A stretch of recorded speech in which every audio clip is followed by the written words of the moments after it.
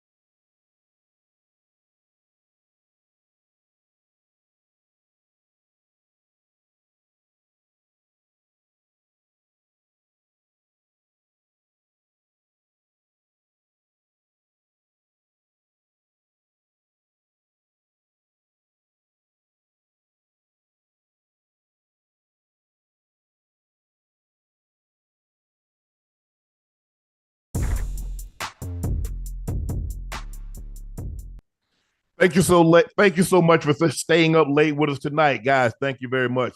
Thank you for joining us for another episode of Nightcap. I am your host, your favorite uncle, Shannon Sharpe. He's also your favorite number 85, host number 2 from Liberty City. Yeah. Cincinnati Bingo Ring of Fame honoree. Let's see, Pro Bowler, All Pro, Oregon State, Santa Monica Junior College. He done made up with Rail, so now he has his name back, his entire name, Chad Ochocinco Johnson. Hashtag Rail Rosado Hubby. Thank you for joining us again. Please make sure you hit that like button. Make sure you hit that subscribe button. Thank you so much.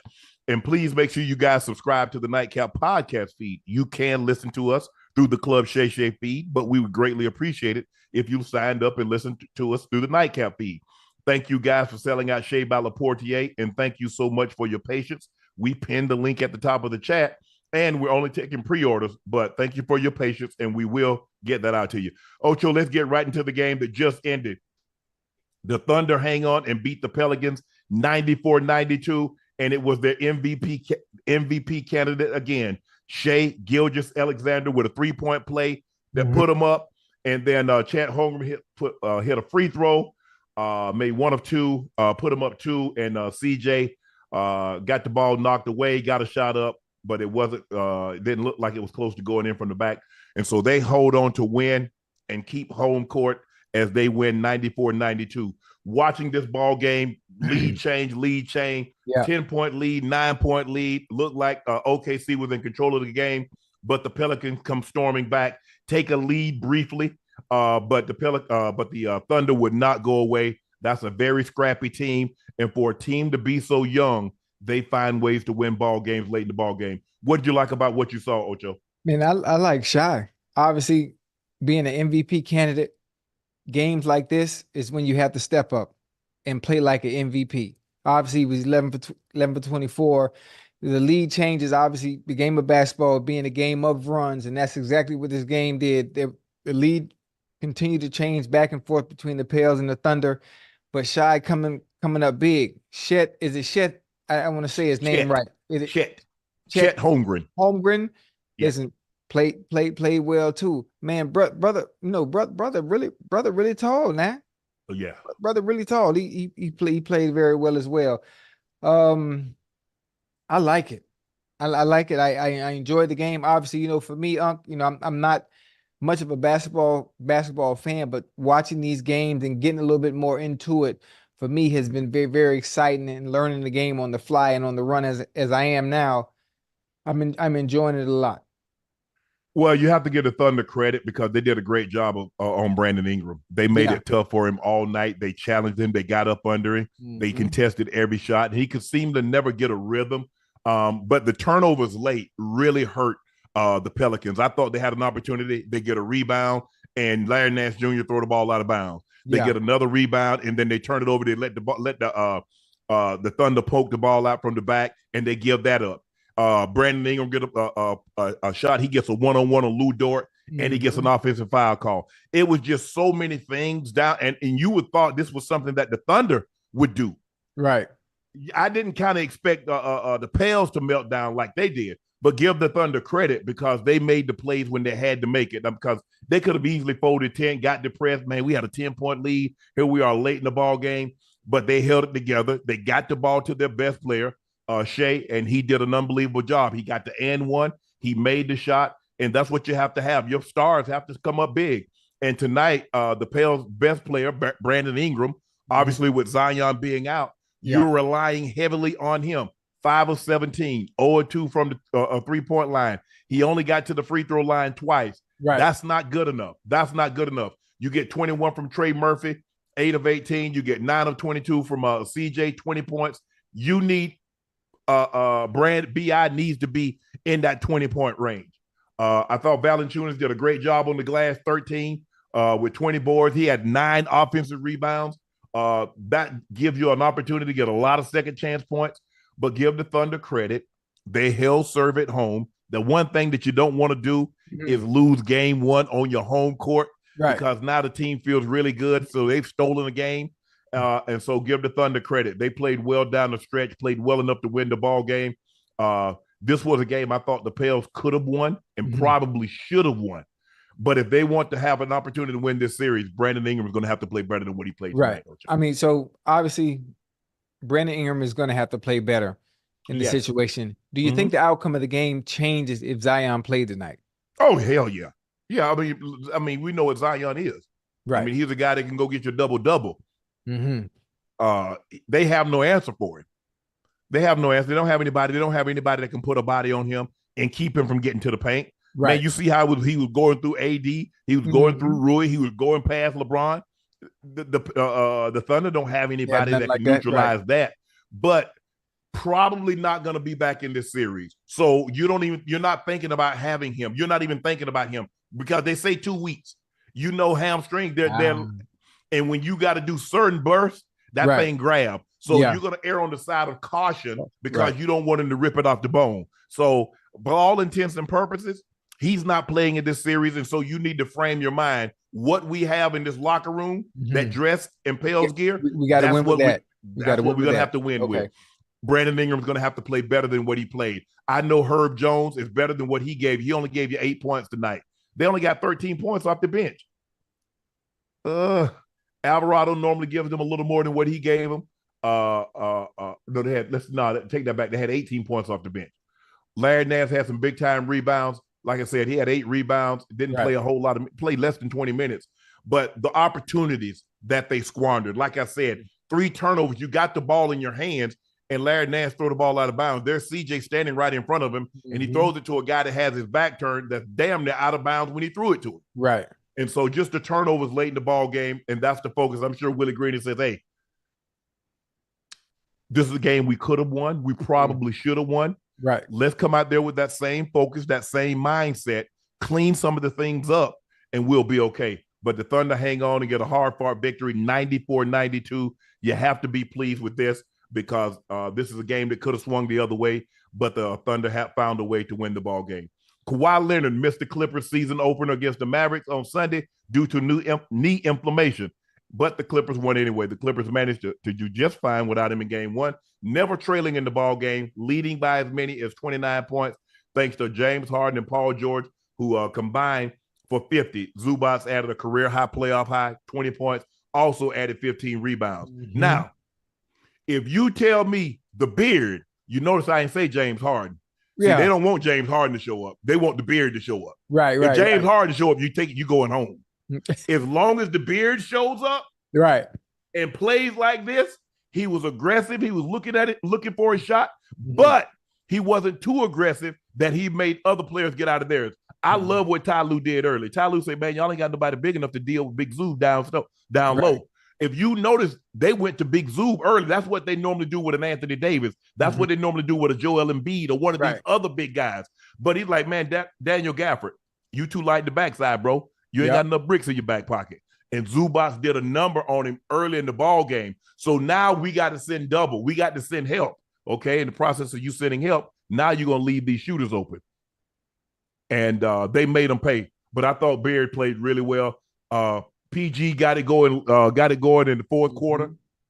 But they knocked down shots, and that's what you have. Terrence Mann knocked down some big shots. There had guys that knocked down big shots. What were they? 50% from the three-point line, Ocho. 18 of 36, 11 of 13 from the foul line. Obviously, they're a jump shooting team, with the exception of, like I said, the only guy that really posts up is Zubac, because Ty Lue felt that they had an advantage with size inside. Well, hell, goddamn, the Clippers bench outscored the Mavs damn near 20-10. You got James Harden playing out his mind. Kawhi is out with injury. Paul George played well, and obviously Zubac is a mismatch for really basically damn near everybody the Mavs have. Basically, Gafford is not big enough. Not big enough. I like Lively the second. He's small, but he's very athletic. But what's going to have to happen? I already know what I'm going to get from Kawhi and Luka when he comes back. I know what I'm going to get. I'm going to get somewhere around 55 to 65 points on a nightly basis. Right. What are those other guys going to do? Daniel Jones played 18 minutes, gave me 0 points. Daniel Gafford played 14 minutes, gave me 3 points. PJ Washington, he gave me 11. He normally gives me, probably about 15. I could have used that. But then what did Kleber? 1 for 5 from the field, 0 for 3 from the three-point line. He gave me 3 points.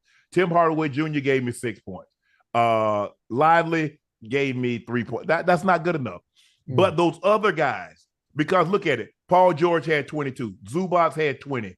The Beard had 28. Terrence Mann had 13. Russ came off the bench and gave you 13. You see the balance scoring? Because see, now I'm looking at it. I already know what Kyrie and Luka's going to do. You can see that. Yeah. None of you other guys are going to do anything. They got to step up. Hell, the first half, the Mavs had the worst offense in the first half, and obviously in they playoff history. So if you got to have your supporting cast show up, so Luka and damn Kyrie don't have to be Superman. Right. If they don't have to be Superman, everybody else shows up to play ball, they're going to be fine. I still think, obviously, the Clippers have an edge and have an advantage once Kawhi comes back. I like the big three as opposed to their two-headed monster over in Dallas. So if Beard continues to play consistent and shows up, not being James Harden, but shows up being the Beard and playing consistent basketball, I think they have a chance to go pretty damn far in the damn playoffs. Yeah, you look at them, they shot less than 39% from the field. The Mavericks did. They shot 30% from the three-point line. And that's the thing, because I'm counting on Luka, like I said, 55, somewhere between 55 and 65 on a nightly basis. Can I get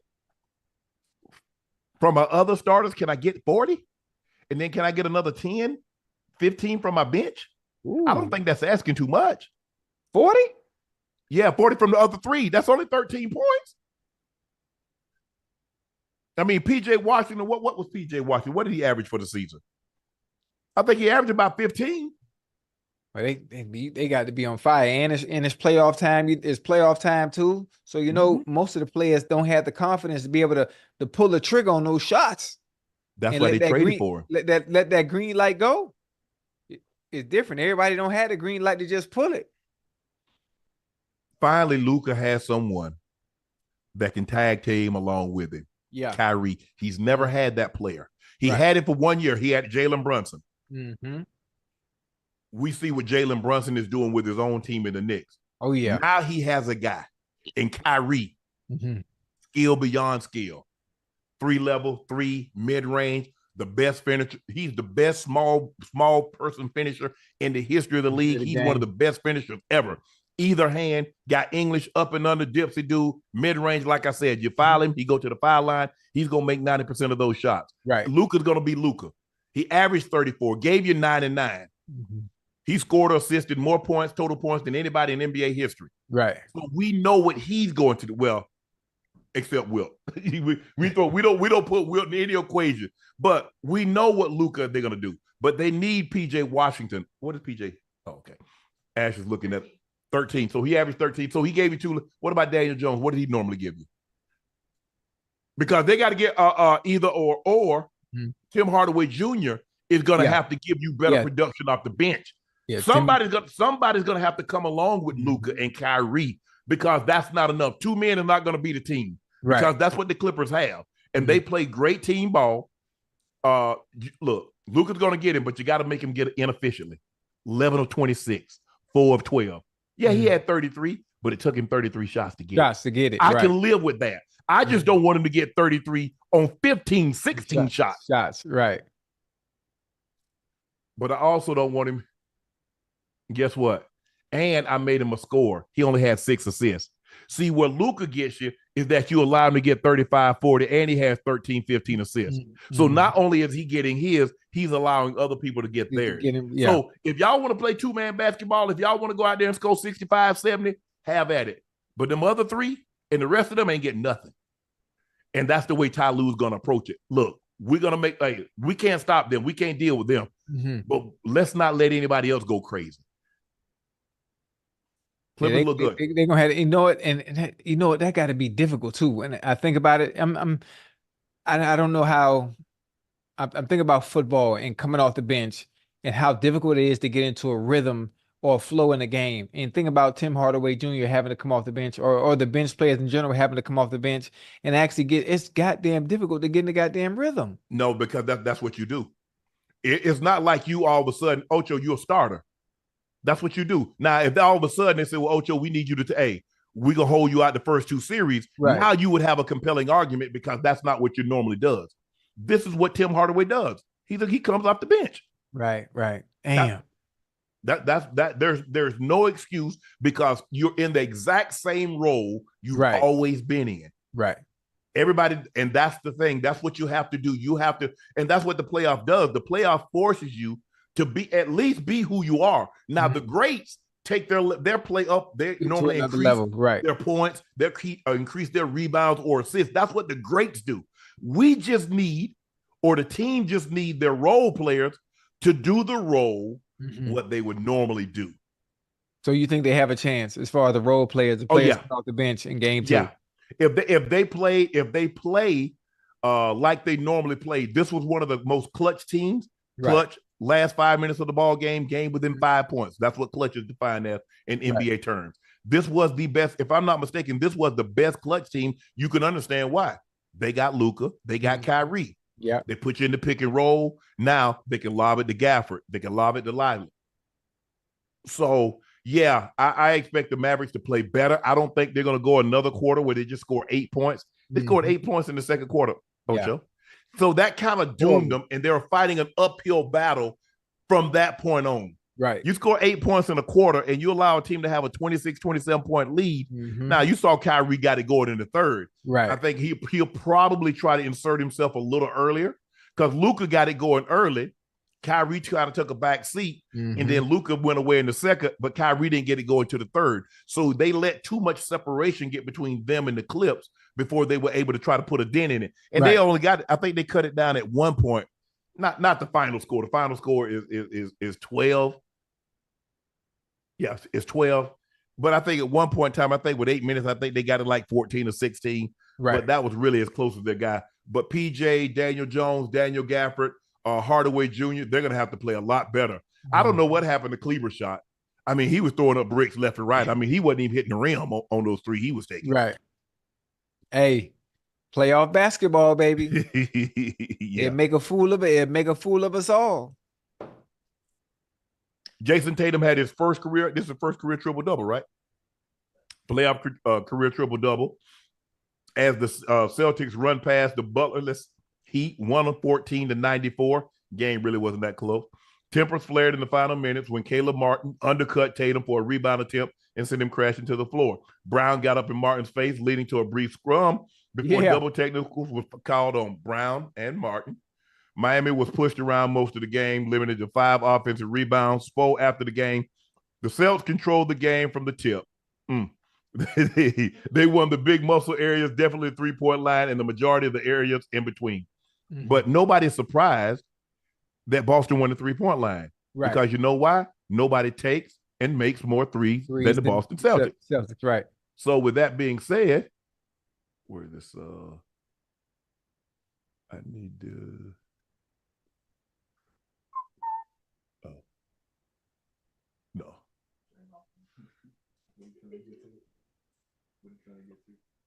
Scores.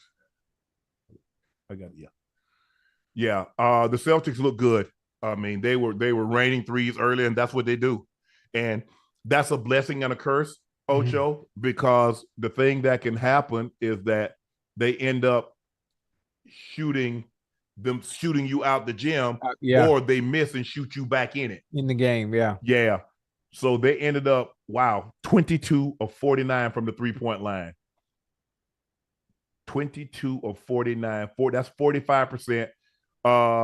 Miami was 12 of 37. Yeah. And so you got Jayson Tatum had a triple-double with 23 points. Derek White had 20 points. Kristaps Porzingis had 18. JB had 12. Hauser had 12. Al Horford had 10. Hauser really got it going. They made a stretch run. They tried to make it close in the second quarter. Yeah. And I think Hauser hit 3 straight threes and blew the game back open. And the Celtics really never looked back from that.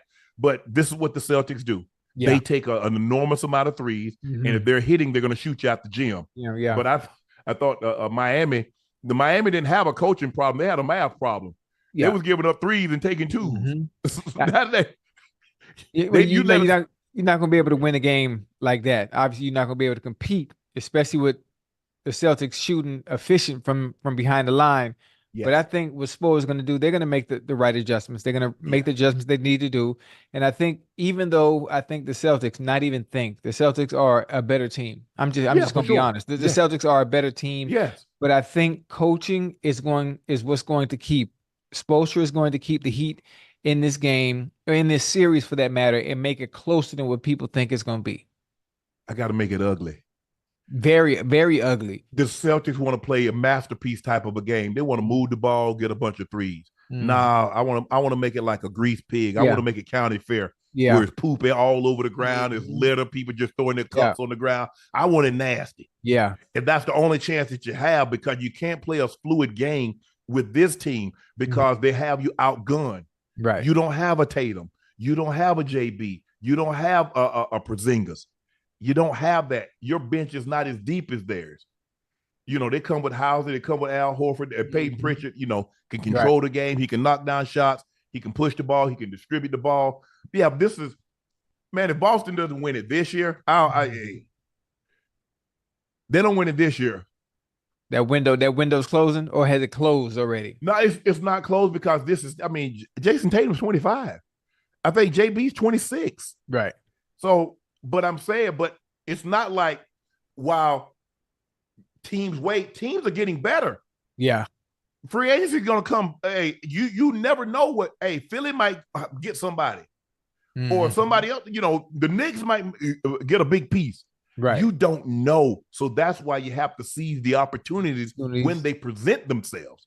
And we know the West, the West is the West. But this is, I think they have an excellent chance to win this year, because they're loaded. You look at Holiday, who can defend. Derek White is a very good on-ball defender. Porzingis can control the paint. Al Horford is another guy that can rim protect and can control the paint as far as with the bigs. So this is a great opportunity for them. It's going to be a very disappointing season if they don't get it done. But Miami only had 5 offensive rebounds.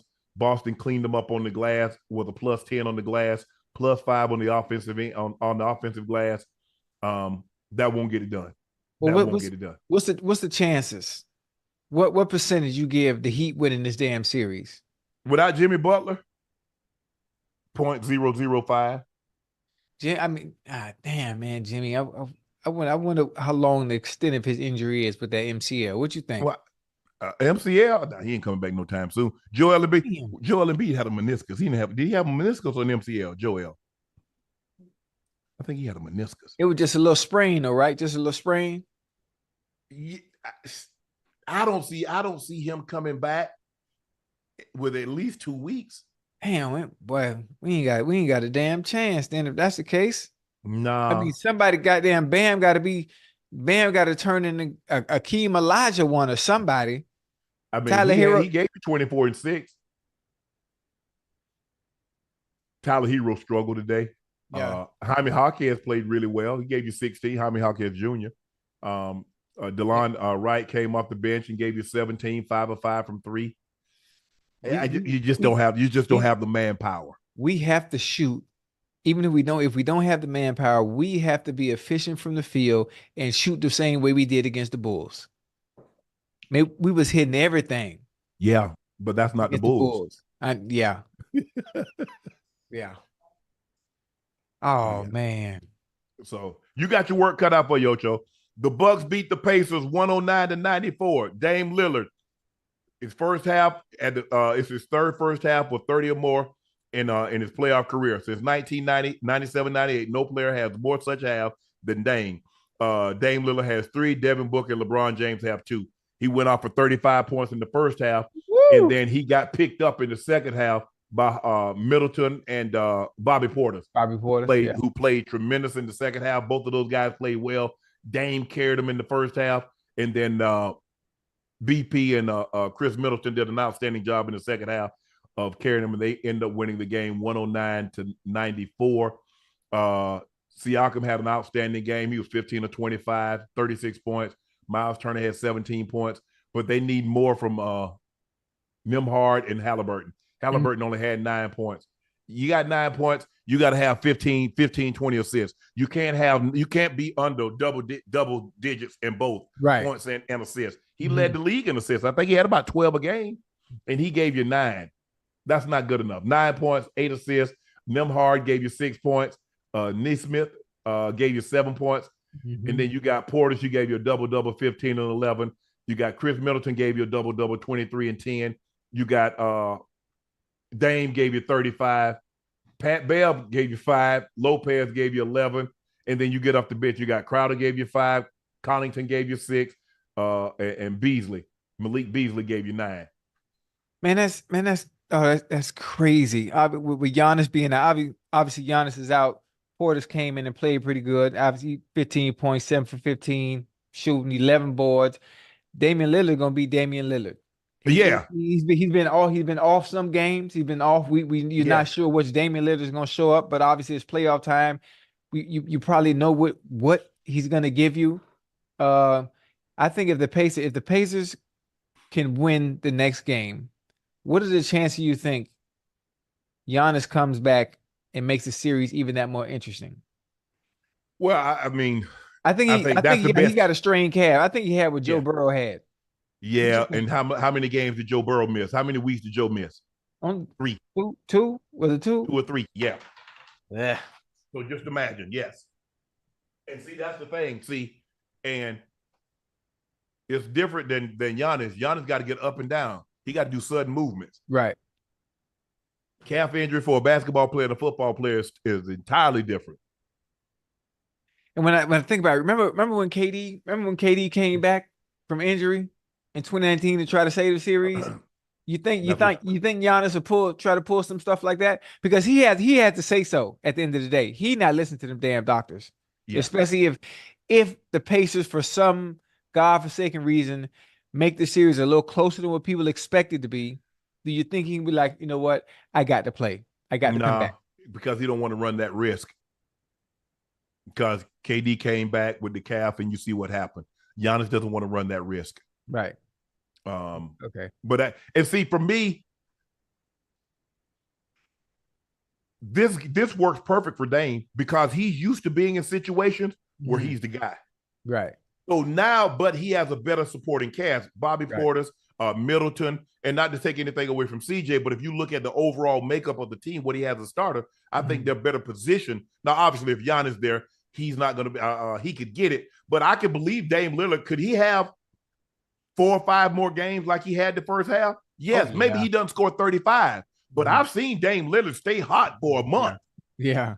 So don't say, well, he ain't gonna shoot like. Yes, he can. Mm-hmm. And you've seen him. If you followed this young man's career, you've seen him heat up like this. I just knew he was going for 50. I'm surprised that he didn't score any points in the second half. But like I said, Middleton and BP picked him up in the second half. But he was on fire in the first half. I mean, it's unbelievable. It's amazing to see this. Ocho, we're gonna get right into it because we got a special guest that's on the line for us. Guys, let's welcome Heisman Trophy winner, LSU's own. The draft is Thursday, and he's going to hear his name called very, very early in that process. Let's welcome Heisman Trophy winner from LSU, Jayden Daniels. JD, what's up? How you doing, bro? Jay, what's good, boy? What's happening? Man, chilling right here. I'm trying to see how you feeling, man. That childhood dream is gonna happen in a few more days. How you feeling?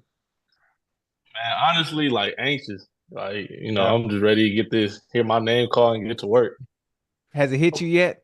Like it hasn't really set in yet, huh? Nah, it ain't really set in. I've been everywhere, flying back and forth, being on flights, 30 visits, top 30 visits, stuff like that. So I ain't really had time to really sit back and really think about it.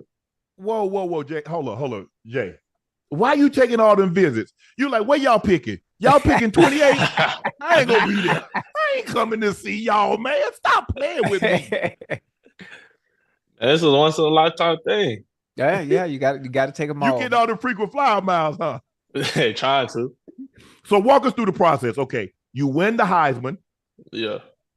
You're like, okay, I can't do any more at LSU. I'm out of here. Okay. So now you go through the process. Talk our audience through what's going through Jayden Daniels' mind once he wins the Heisman. Once you have the year that you have, what's going from that point? You have the year that you have. You're the 2023 Heisman Trophy winner. Walk us through from there.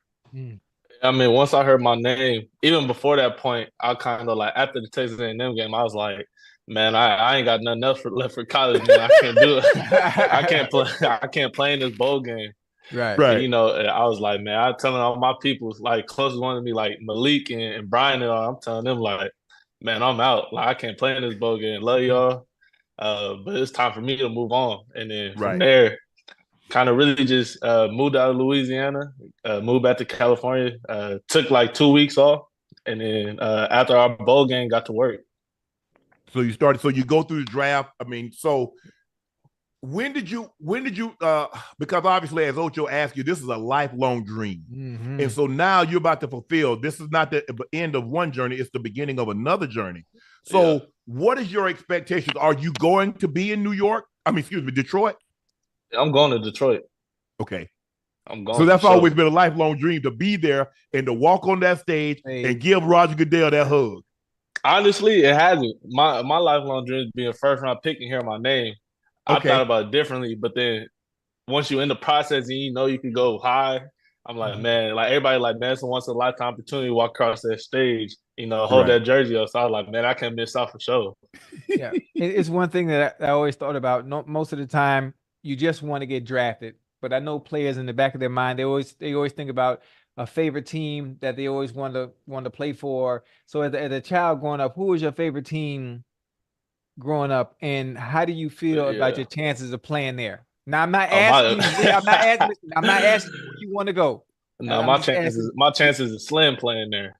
Right. My chances are very slim. They got a QB. But growing up, my favorite team is the 49ers. So they got a team. So my chances are very slim going there. Right. Yeah, they messed that up, Jayden, when they traded up a couple of years ago to the third pick. Maybe if they hadn't done that, that might have been an opportunity for you. Hey, we never know. So now that what is it? So your family's around, obviously your mom's gonna be there. So what's it like to know that, you know what, I'm gonna be able to take care of my mom? My mom, I don't know if your mom's working or your dad's working, but hey, baby got this thing now. Hey, everybody shut it all the way down. Yeah, man. Both my parents still working, so it'll be able. Not everybody looking at me, so I'll be able to, they put in all the work, to get me to this point, to sacrifice and stuff like that. So be able to take care of them a little bit, not too much, they still got to work, but But whenever I get the chance to take care of them, man, I'm gonna take care of them. Once I get that second contract, then we can talk about different stuff. Talk about retiring and stuff like that. Yeah, give me 3 years. Give me 3 years. Just hold on for 3 years. That's a good one. Listen, you had an exceptional season last year. Now, from my understanding, you played so well due to your nutrition and what you ate before games. Yeah. Pre-game meal was an omelet and 2 waffles. 2 of them. Now, once you get to the NFL, will you change your routine? As far as nutrition is concerned, you're gonna stay true to yourself. Hey, I'm in between, man. I'm true to myself. Like I could get away with a little bit. I eat fast food still to the day. Wendy's. Yeah, that's what I'm talking about. That's why you're gonna be successful at the next level. Unc, you heard that? You heard him? I still eat fast food, man. Let's go, man. Well, I'm sure. Talk about. But have you talked to any teams and have your trainer said, Jay, we probably need to put about 10, 15 pounds on you? Not right now, but through the process over the next year or so. Yeah. Most definitely. Like teams I talked to, it was like what I played last year, I was like around like 205. So they was like, we just gonna put on weight progressively, but we ain't gonna overload you. So your play start to digress. Talk to us about the what you started out at Arizona State. Yeah. And then you go to LSU. What was your thought process of entering the portal and going to LSU and leaving Arizona State? Man, that was hard. Just being there for 3 years, I got much love for Herm. I love Herm, Marv, AP, all those guys. So it was hard just to leave them. I still to this day, I remember Marv was blowing my phone, like, come talk to me before you leave, talking to Herm before I left. I was like, man, it's hard. But one thing about them, they always respected me. They told me if I don't got nowhere to go, I still got to go home here. Mm-hmm. So, to this day, it was a genuine love. But transferring to LSU, man, honestly, what to expect, I was like, I just need a fresh new start. I want to go compete against the best. The SEC, the boys in the South built a little different. So I want to go down there and play against them, play with them. And I was blessed enough to go to LSU. LSU was an opportunity for me, and I was able to play on the biggest stage. Yeah. Was it a shock once you got to the SEC and realized the difference from playing in the Pac-12 as opposed to being in the SEC once you got there? Was it not a culture shock, but was from a skill perspective, was it eye-opening? Man, yeah. I mean, I'll just say like the mentality. You got. I was blessed enough to play with Malik and Brian. And every day I practiced, no matter who it was, O-line, D-line, receivers, linebackers, DBs. They always talking crazy, man. And that's one thing. That's one thing about Malik, man. He always talking crazy, no matter what. He thinks nobody can guard him. He's always open. Right. So, he got the little dog in us. So I respect that. But, all across the board, they all got the dog in them because of how they was raised. They wasn't raised with much. They didn't have much to do but football. So, this is all they know. That's dope, man. You go to LSU. Did you think this type of season was possible? I mean, you had some fantastic runs. You had some fantastic plays at Arizona State. But did you think this? Yeah. Man, honestly, I knew before I went to college, I was like, man, I want to win a Heisman. But going back to this off season, I was like, man, I'm gonna win this Heisman. Like that was my goal, Heisman. I put it, we working out in the weight room. I put it up on top of the rack. The strength coaches put like a plaque for me and Malik. So Malik had Biletnikoff, I had a Heisman one. So we work out and we constantly just looking at it. Like we had that goal set, like, man, we trying to go get this. And then we just started balling. I mean, our chemistry, just a whole offensive chemistry, man, started hitting off, and we took off from there. That's dope, man. Hey, listen, obviously, with you going to the next level, there are some great quarterbacks going to the draft. Obviously, brother Drake May, Caleb Williams, and there's some Michael Penix Jr. and some other players.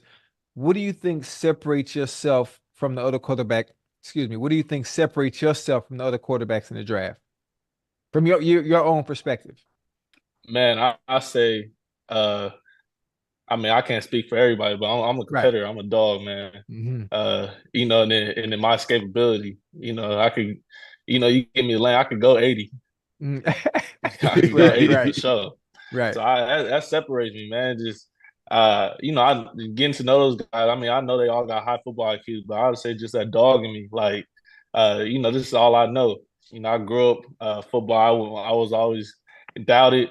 People doubted me to this day. So, Mhm. I take that, and added to the fire at the end of the Yeah. day. So, but other than that, man, just my escapability, man, my legs. I don't know. God bless me with those, so I got to keep using Mhm. them. I So like it. how's the visits going? You go to these teams, you say you have 30 visits. I don't know if you take it all 30 of them. So when they get so walk our audience out, viewing audience and our listening audience through what is it like for Jayden Daniels? Let's just say, okay, you went to Washington and New England, Arizona. Let's just take those three teams because they're in the top five. And what is that? What are they asking you to do? Are they asking you to diagram plays? They ask you, okay, what's this play from what you did in college? What's that process like?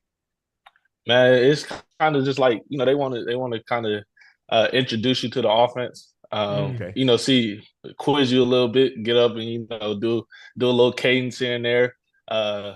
Learn more about yourself. It's kind of like on those visits, they want to learn more about the person. They know about the football player, but Right. they want to learn more about the person, like your background, where you come from. How was you raised, stuff like that. So that's kind of what I've been getting. And then from there, they really want to see your football IQ. Like, what can you remember? It's Yeah. kind of like they quiz you a little bit. So they just want to see if you're a smart football player, especially being a quarterback. You got to have a high football IQ. So Absolutely. that's stuff like that I kind of did when I was on the Mm. visits. That's dope. That's dope. Listen, I'm not Mel Kiper Jr. I'm not Mel Kiper Jr.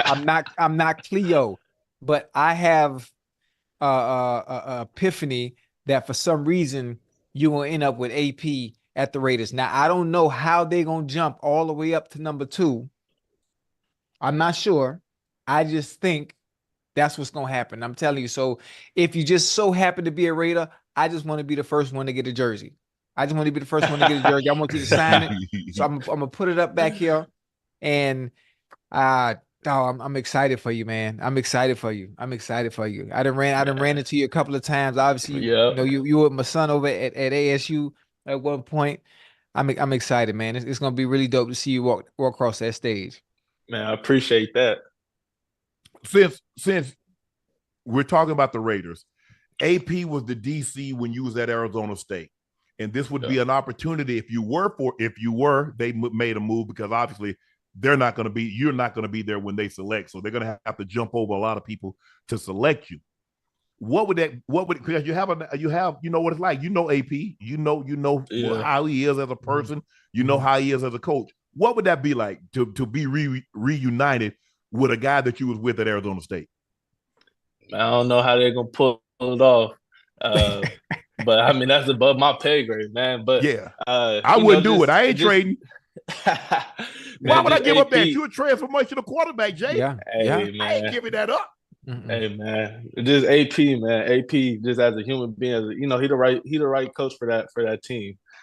Just him and the intensity that it brings. He challenged people. Yeah. He challenged me at 18. So I know I know if I was to go to the Raiders, I'm not saying I'm gonna go there or I want to go there. I want to Mhm. go wherever my Yeah. name called. But if I was to go to Yeah. the Raiders, I know he gonna as soon as I step foot, he gonna challenge me. He don't care how high I was drafted, none of that. He Yeah. gonna challenge me every day.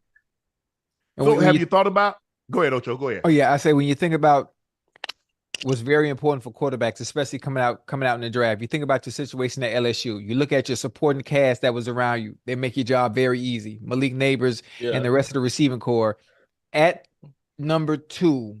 Based on again, I'm not Mel Kiper, but they talk about Caleb Williams going first. Obviously, he'll be going to the Bears. The yeah, Commanders are number 2, Mm-hmm. and I'm thinking you number 2. Period. Look yeah. at the supporting cast that you have in DC. They got some dogs over there. John, what? Jahan Dotson, McLaren, McCory. McLaurin. Man, listen, boy, you're gonna be in heaven. You're gonna be in heaven. And I think it's so imperative that you go to the right situation so you have your receiving core. Once you got a receiving core and they're able to build around you and you can just be you, Yeah. man. But it's going. I'm not saying it's gonna be a breeze, but I just know the work you put in because it shows up on film. So the transition from college to the NFL is gonna be awesome. It's gonna be awesome. Sure. Have you thought about the emotions that you could potentially feel when with the second pick or the third pick in the NFL draft, second, and such it's gonna be selects Hey, Jayden I don't Daniels. know. You gonna cry? I don't know. I got it, man. Hopefully, if I don't look at my mama, I know my mama will go cry. My dad probably gonna cry too. So I don't know. Maybe if I look at them, they might give me a little bit. Yeah. Nah, you gonna cry. You gonna cry. You gonna be you gonna be a meme. You gonna be a meme. That's a lifetime, man. That's unbelievable. Jayden, much success, man. Thank you for jumping on with us tonight. We greatly appreciate it. Obviously, doing what we do, we're going to be paying very close attention to your career, to your family. Congratulations. Yeah. And, bro, much success moving forward. Yes, sir. Appreciate y'all. Jay, good to see you, boy. I love you, boy. Congratulations again, man. Man, Jayden Daniels, y'all. ladies and gentlemen. Awesome. Man, that's unbelievable, man. That's an opportunity. An AFC scout told NFL.com, if I was picking, I would select Jayden Daniels, number one, better athlete, and I think he loves football more. I believe that he's just a better effing player, and I think he's on the rise, and Caleb is kind of going lateral. Do you agree or disagree, Ocho? I mean, I understand what he's saying. Obviously, that's a tough one there when you say the better athlete. I think both are very, very good dual threat quarterbacks. Obviously, Caleb being able to extend plays outside of the norm of the play call and what's called when it doesn't play out the way the X and O say it should plays out. Both of them are very good at extending plays, making plays with their arm and making plays with their legs. I think obviously Jayden Daniels having the edge, obviously with the speed and being a little bit more fast or a little bit more elusive as opposed to Caleb Williams. I understand what that scout or coach is saying. Either way, I think it's a win-win either way you go, based on the teams. I mean, so I'm excited for young Bull, man. I can't wait. I just want him to go to the right situation, Unc. You know how important that is. I don't want a situation like it. I love Bryce Young. I love what he was able to do in Alabama. That was a horrible situation. But not having the supporting cast or the type of caliber players around you, as opposed to when you're in Alabama and you come to the NFL and now you look what you got to deal with. Now you starting from scratch, so I'm hoping over in Carolina, they do right by that young fella, man, and get him the pieces he needs to succeed like he did in college. And also, when you're getting picked that early, it can be very difficult. I just don't want to see that happen. But obviously I look at the team, I look at the receivers, obviously, that were acquired by the Bears and what they have, and also the receiving corps that they have over at the Commanders, who are picking that too. So either way it goes, I don't know how the draft is going to go, but I know he's going to be all right. Yeah, I agree. I definitely think you need to go somewhere offensive line. You need somebody to protect you. Yeah, man. Because you remember, David Carr, he got sacked 76 times and it ruined him. You remember that? Yeah, I do remember that. I do remember that. Wasn't that the most sacks ever? Yeah. And you got that as a rookie. And they talking about, well, man, why you flinching in the pocket? What the hell you mean? mean why?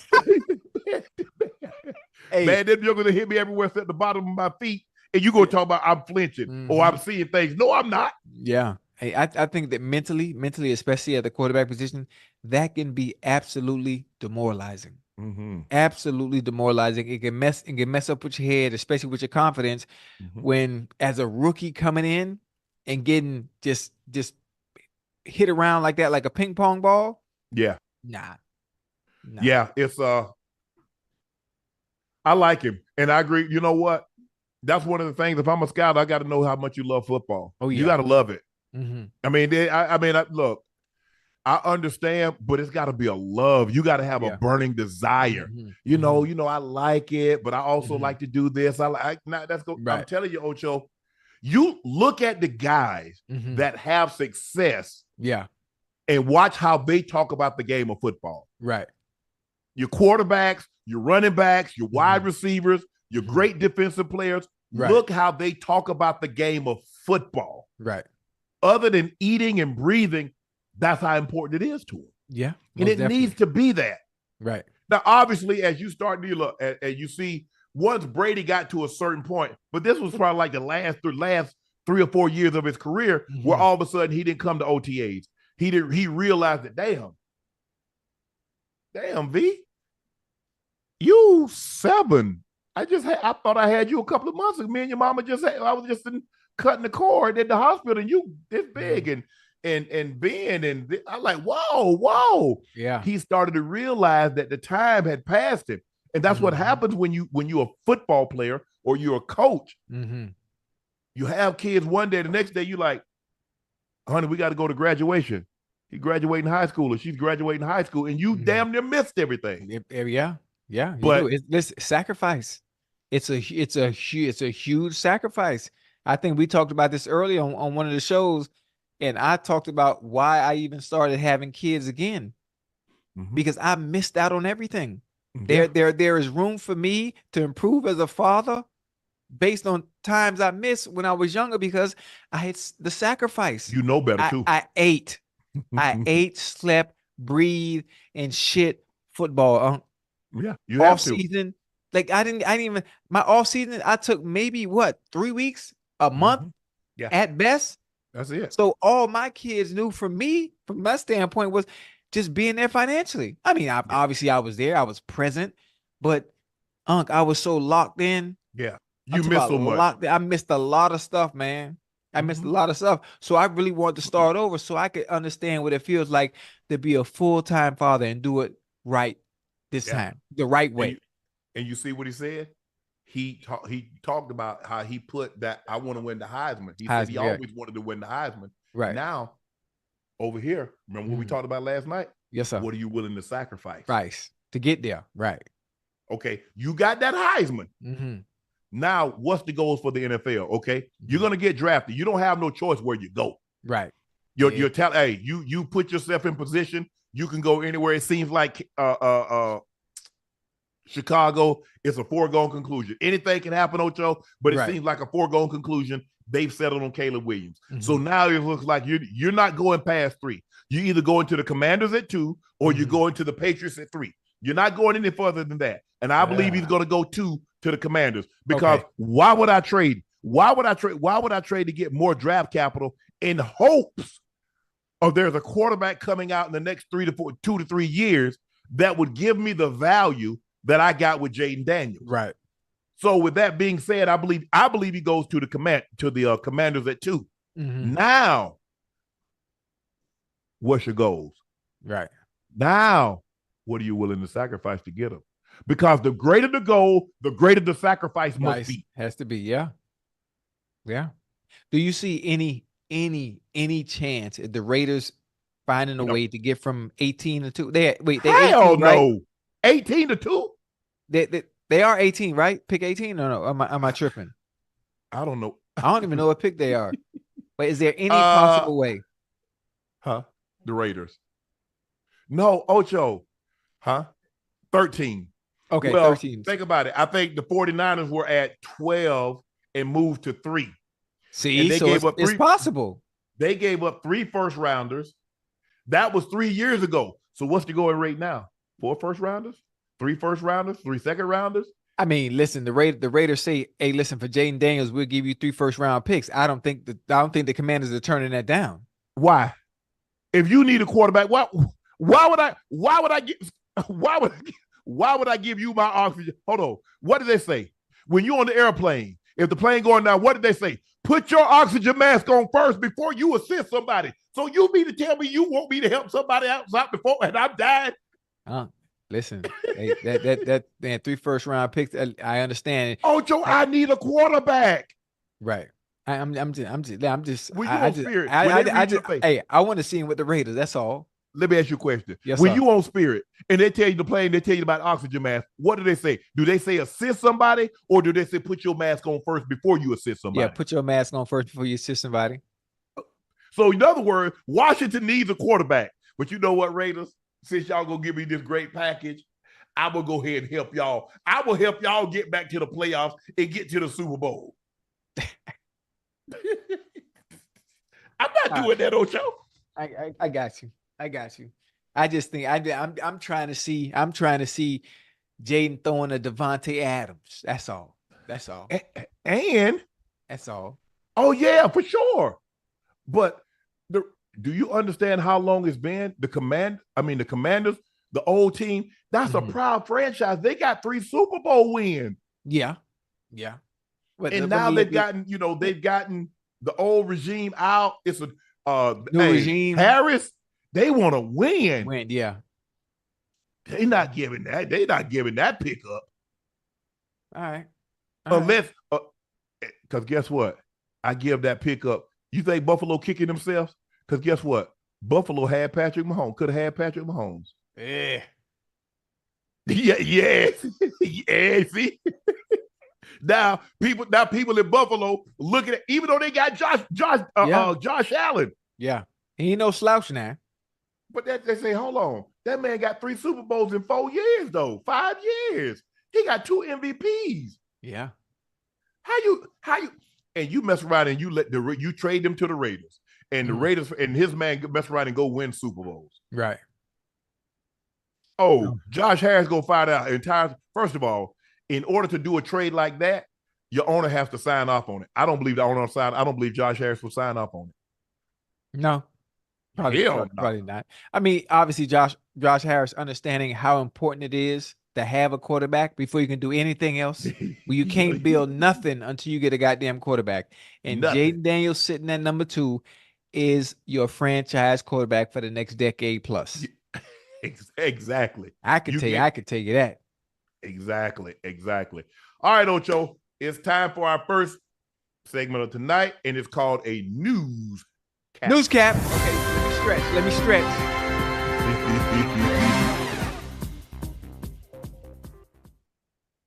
Well, I'm getting old, boy.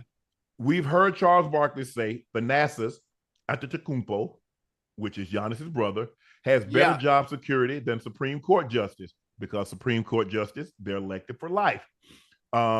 Well, Giannis just threw more fuel on the fire when he revealed that Thanasis, that he rejected a deal from Adiddas for Nike because of his brother. Thanasis said, we were waiting for 45 minutes, and then they brought the contract in and put it in front of me. I was like, okay, great. Where's my brothers? Yeah. And he was like, no, we're going to sign your brother. We're not going to sign your brother today. We're going to sign yours first, and then we'll bring your brother during the weekend to sign. No, thank you. I like it. That's what I'm talking about. Because you know what? Most of the time, this is what very few of us are in positions to bring each other on. Mm-hmm. Very few of us get an opportunity to bring family on. Mm-hmm. It happens very seldom. I like what he's doing. I love it. And not very many people can do this. Now, when we talk about NBA, we talk about NBA type money. If you can turn down an 8-figure deal for a shoe deal from Adiddas, you already have fuck you money. Mm-hmm. Only then, when you already have fuck you money, can you say, you know what? If you can't sign my brother, don't worry about it. I'm not signing with you. I love it. When you make the kind of money Giannis is making, you can do that. Now, everybody is not as fortunate to be in that type of position to do so. Right. But if you are, anytime you can bring your family on and put them on in any way, this is awesome. I like it.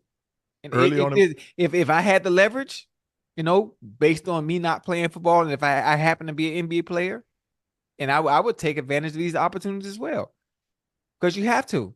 You see Giannis in the commercials most of the time. His brother's in there with him. Yeah.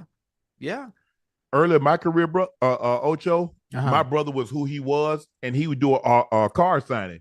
Yeah, he wouldn't do a card signing unless they brought me. For real? Hey, that's dope. That's dope. Hey, throw him something. 2,500, 3,000, whatever it is. Give him something. Yeah. That's so I don't have a problem. And my thing is that's you're right. A lot of us, when we get in position and we can help, like this. But you have absolutely. Yeah. I mean, I wish my kid would want to be in this field. Huh? This is family though. Now we talk about a brother. Sometimes it's a little different. Sometimes you got an entourage, and listen, Unc, everybody can't go now. Oh no. Listen, Unc, everybody can't go now. Ocho. Come on now. Listen, you know who you can vouch for. Right. I got homeboys. Hey, this is what they could do. I'm not finna make you president of my company. You might be security. Right. You know what I'm saying? Hey, that's what you can do. I'm not going to give you no role that you're not qualified for, put you in a role just because you my homeboy. It's not going to work like that. Yes, I'm going to put you on in a role that I know that you can handle. Right. And that's but funny. You best believe, oh yeah, for sure. I wish my kids wanted to do media. They guess what? They be working with daddy side by side. But that ain't what they want to do. Right. And I'm fine with that. But no, absolutely not, Ocho. Everybody can't go where you go. Yeah. Hey, you remember when you was growing up and you asked your granddad or your grandma, hey, can I go? No, you can't go, boy. You can't go everywhere everybody go. And you have to be okay with that. And you can't feel guilty about leaving some people behind. Yeah. You can't. But hey, listen, and that is such a dope thing. And it's very few that can pull that off. And Giannis is one of the few. I was just gonna say it. LeBron can do it. Yes. I think a KD could do it if he had someone close, a brother that played the game of basketball as well. Some of these I'm trying to think of other names in the NBA that have the cojones. Well, Steph. Oh yeah, Steph. Yeah. Well, wait, Steph. Wait, didn't they play together or no? Am I tripping? I think they might have played. They might have played a year. Well, his brother-in-law played with him. Lee, his brother-in-law, he married Steph's sister. Oh, okay. Yeah, very, very, very few can do that. Can you imagine? And Steph's brother married Doc's daughter. That's what it was. Yeah. I wanted the chat to understand the kind of money you got to be making to turn down an 8-figure shoe deal. But he Giannis. They want him. They want him. And now it used to be you had a shoe deal. Once you retired, the shoe deal went away. But it's no longer like that since Jordan. It lives on. You see Kobe.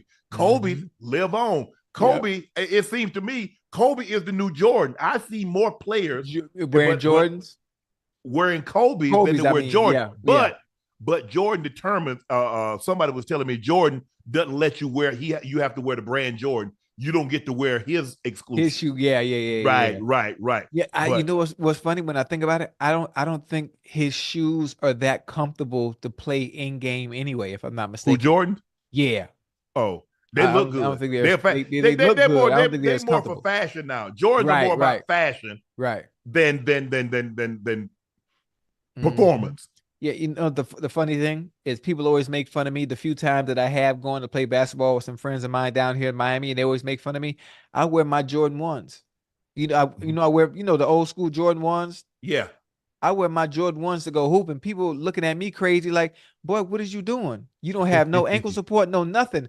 I say, bro, I need to feel the ground, Unc. It's really weird. Right. I have this weird, I need to feel the ground. So when I play football, obviously I was with Reebok during that time because Reebok had the NFL licenses, remember? Yes. I had Reebok take all the lining, all the support out my shoe. So all it was a shell, a cleat, and shoelaces. Right. So basically like a track spike. Mm-hmm. You know what I mean? Yeah. I need to feel the floor, and I don't like ankle support.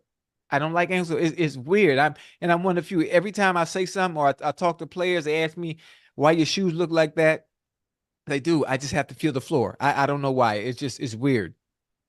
Yeah, I totally agree with you, Ocho. I mean, like I said, if you can possess that kind, it happens all the time. Yeah. They do it all the time. Oh, yes, they do, because they're afforded more opportunities to do it. They do it all the time. Yeah. Coach Andy Reid had his son working with him. Coach Belichick had his son working with him. Yeah. But we feel, we can't do that. People gonna think it's nepotism. I don't give a damn what y'all think. My company, I'm gonna do it. Right. Because that's how a lot of coaches, that's how a lot of these younger coaches get started. How you think Cal got started? Oh, yeah. Kubiak, who Mike gave the opportunity to be the offensive coordinator. Right. When Kube got the job at the Houston Texans, guess who became his offensive coordinator? Kyle. Kyle. Yep. But also when you're afforded these opportunities, when it come to us, now we be bull jiving now. Yeah. We be bull jiving. You put somebody on and they don't be wanting to do right.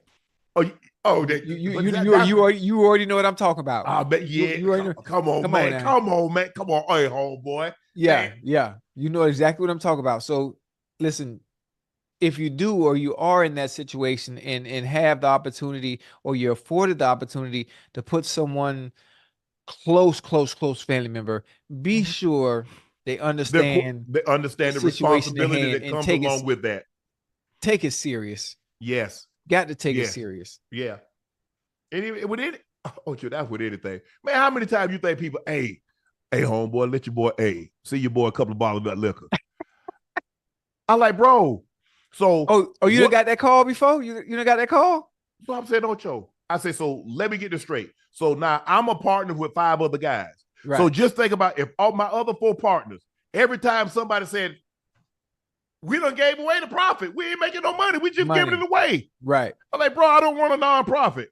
Hey, man, the hoodies, man. I saw that hoodie, boy. Let your boy get, bro. I say, you didn't call Gucci or Louis and tell them to hook you up. That's a good one.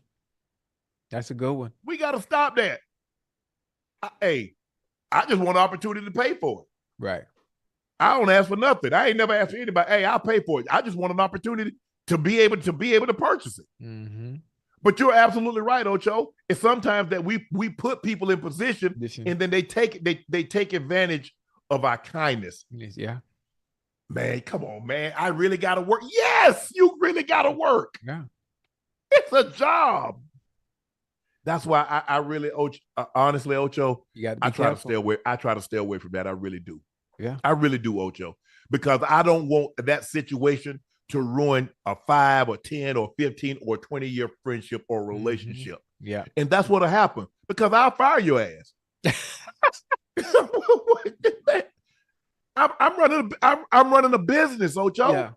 I'm a business. That's why I can't do that. I don't want to put myself in position where I have to make that kind of decision, where I have to fire or chastise someone that's close to me, especially family. That's I can't do it. Can you imagine? I mean, do you think you can fire somebody close to you?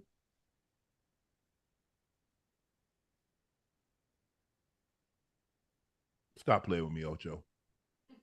Oh, you took a long time. No. But you had to think about it? Everybody has responsibilities. Everybody has obligations. Oh, so you don't if they messing up, you ain't got no problem firing family?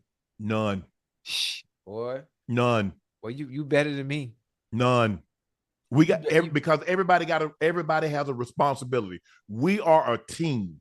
Yeah. And we're only as strong as the weakest link. Because if the link is weak, it's gonna break. Hold on. Stay right there. Stay right there. I'm not letting that one get away. I'm gonna use this in my next argument. I'm gonna use that. We are a team. We are a team. We are a team. We are. Yes. And we only as strong as our weakest link? We're only as strong as the weakest link. All right. Because, Ocho, when you play football, what they always try to get you bashed up on? The weakest corner. If you could have, look, hey, I'll take the challenge, but if I could avoid Revis and get me 250 yards, why would I go bang my head, tussling and grabbing with him with the slot guy in the slot? I know I can go beat him for 3 touchdowns today. Right. So that's what you try to do. You try to put yourself in a situation that everything is united. It's a united front. Everybody has to want the same thing.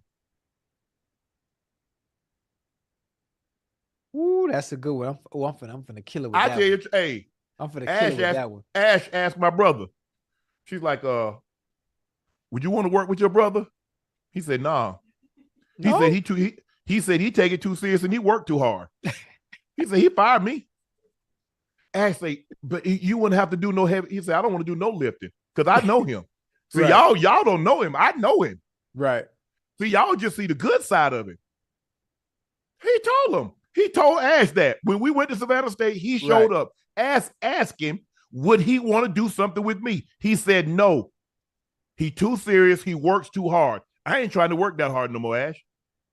That's what he told her. Man, I can't see you firing Sterling now. Ash, what did he tell you? I can't see that. Ash, but I'm still not giving up.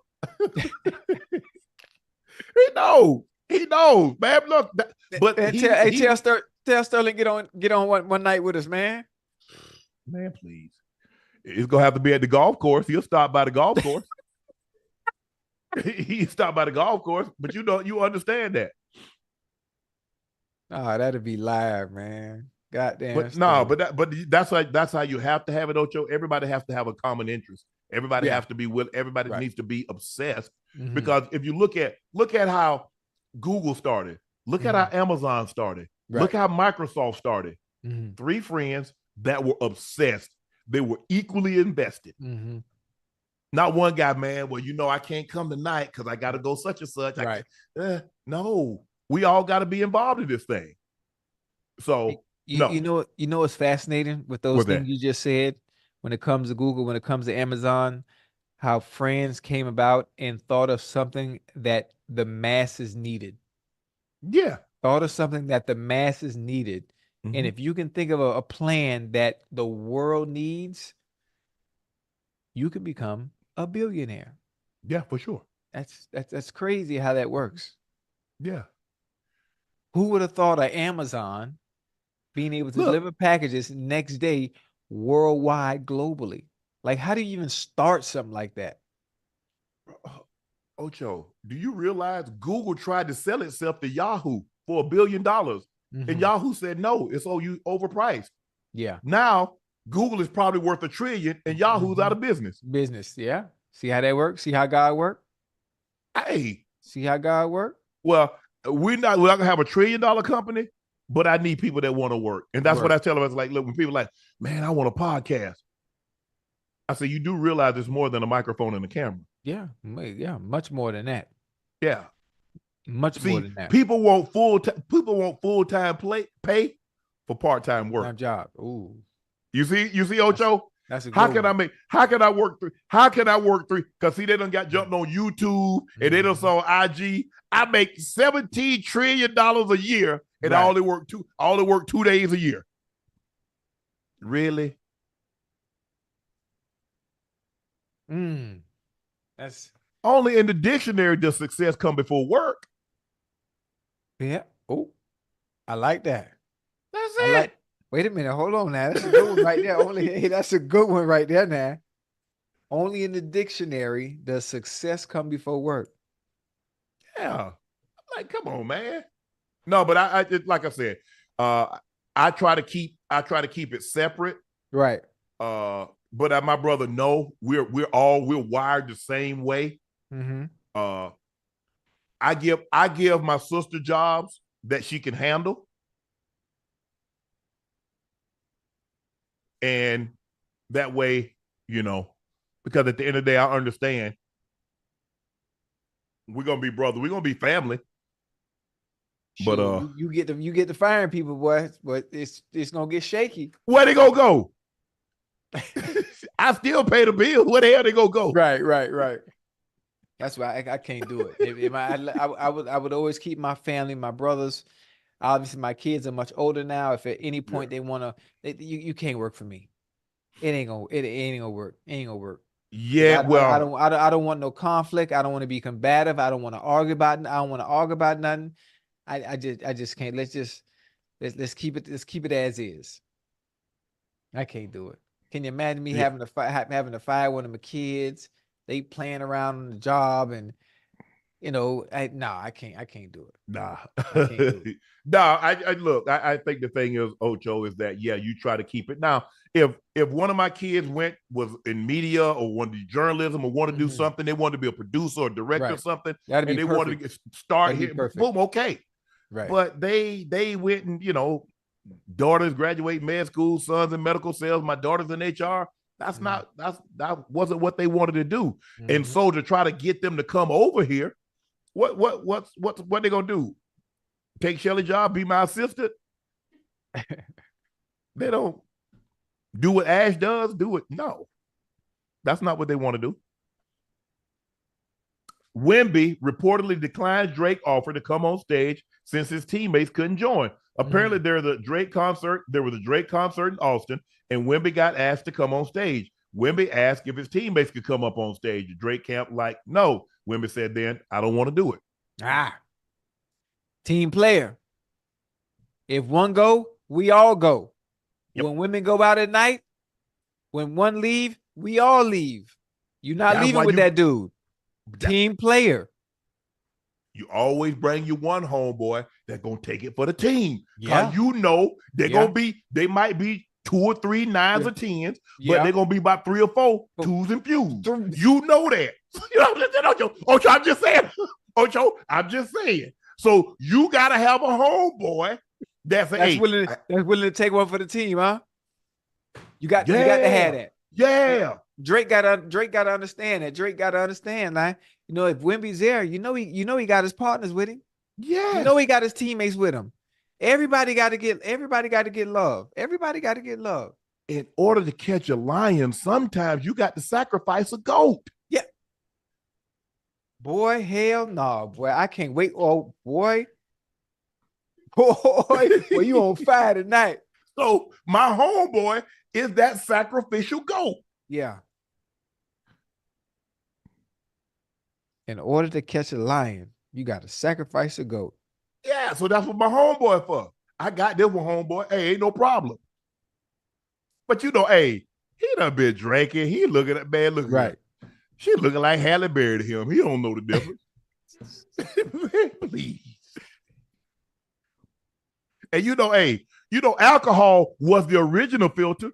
I don't know who developed the filter on IG and social media, but alcohol was the original filter. Yeah, that you be drinking that stuff. Oh, you like? I ain't never drank. Murphy, she stacked up. Right, man. Look here. Wait, alcohol messes with the senses like that to where it makes someone appear. Does it a little bit more appealing than they actually are? It makes you think you can fly. So what if when you looking at this woman at 2:00 at midnight? And you have about. Are you serious? Are you serious? Absolutely, yes, absolutely. Wait a minute. I'm okay. Time out. Chat, y'all excuse me for being and sounding lame. I don't drink alcohol, so I'm trying to give me a better understanding on how someone consuming alcohol can breaks down your inhibitions. That can make someone appear more physically appealing from the eye because of what you drink. That makes absolutely no sense. Yes. That's what they call them, beer goggles. Yeah. She looked good when you were drunk, but now you sober. Yes, that happened. Hey, alcohol was the original feel. Ask anybody in the chat. They'll tell you. Now that's a new one for me. I ain't never heard that. Yes. I was drunk, so this individual looks a little bit better than they do when I was sober. She might be a 2. You get enough drinks, she'll be a 10. Give me an hour. She started out as a 2. In an hour, she was a 10. Oh man, that's funny. Now that's funny. But see, my homeboys, they ain't need no alcohol. Gotcha. I never left home without him. He's like an American Express card when I was in high school because I already know he's gonna take it. He got already know every time. Sharp, I got you. Nah, you know my friend. I ain't got nobody. I brought somebody for your friend. I couldn't leave your friend out. Right. Your friend is my friend. Right. She a high 3 too. High 3. 2 infused. Look, you know how women travel. Hey, look here. It's just like hey, look, on the Serengeti, all the wildebeest and the kudu and the antelope, they not all the same speed. Right. All the women that's in together, all of them ain't 9s and 10s now. Right. Stop that. Just like everybody in the group, everybody that we travel with ain't professional athletes, ain't got deep pockets. We understand that. Mm-hmm. Homegirl probably got one to go take one for the team too. Why y'all playing? Y'all up there talking about Shannon. I can't believe you got some homegirl that'll take one for the team so you can go be with a Drake or whomever else that's interested in you. Mm-hmm. Every time. Every time. The game is a game. It ain't It never is changed. what it is. You just got to learn how to play it. Hey. Take on for Ta-da. the team. That's crazy. Hey, that brings back memories, man. Yeah. That's neither here nor there, but it does bring back memories. Yeah. Hey. Hey. True story. I had a homeboy told a chick. He said, "Look here." He said, "You ugly. I'm ugly. Whoa. Let's go fuck our ugly self to death." Real thoughts, what a God. I put it right now what he told her. He Just said, "You ugly." She straight talking out. she talking about, I ain't ugly. She said, "You a motherfucking lie. You ugly. I'm ugly too." That's why we work together. Now, Right. come on. Oh, man. That's a good Man, one. they better stop. Hey, look here. I promise you. I know people think, I might add a little yeast to the story every once in a while. But that is 1,000%. Everything I said, Ocho, Yeah. I make it funny. But everything I said is true. He's all of that. Straight out. You I'm ugly. ugly. You ugly. I'm ugly. You ugly. We might well make it do what it do. Man, girl, let's go fuck our ugly self to death. I ain't ugly. That ain't gonna work. Ain't gonna work today. you can't tell nobody they are not appealing to the eye. Everybody believes they are a 9 or a 10. Everybody. Down the bed, and you better run cockeyed. Yeah. You don't tell it. Oh, man, please, Ocho. Man, they better stop. But Ocho, we finna go. Hold on. Ocho, have you seen the viral video of a text message screenshot between a client and a lash tech? A lash tech in Chicago had her Mercedes-Benz set on fire by an angry customer. The client drove an hour to the lash tech, refused to squeeze her in on the date's promise, and the client set the lash tech's car on fire. And the car was on surveillance. There was a surveillance video of showing it happening. Look at this, Ojo. Ooh.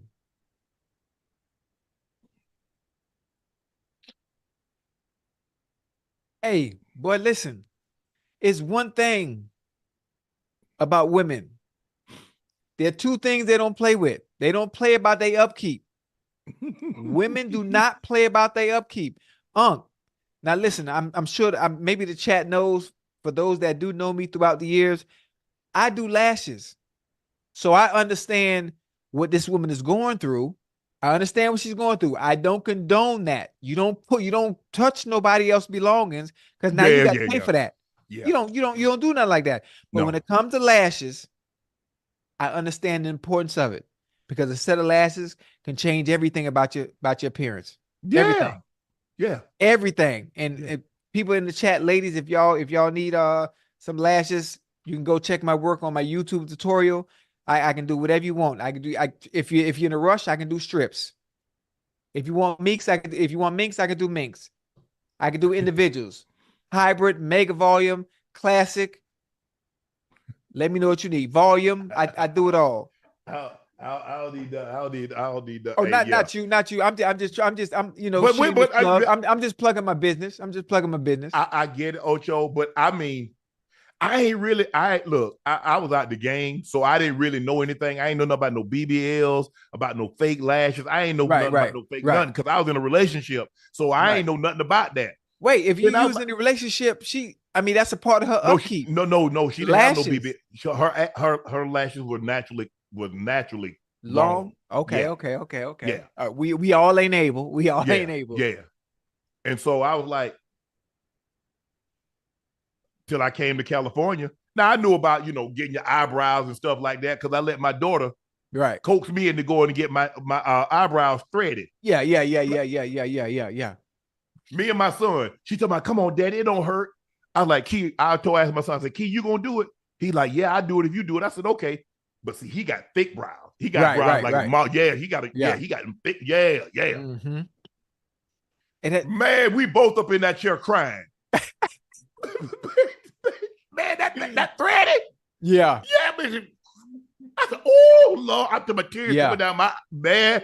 I say, oh no, Yeah, never ever would I do this. That's it. You one time and you out, huh? Yeah.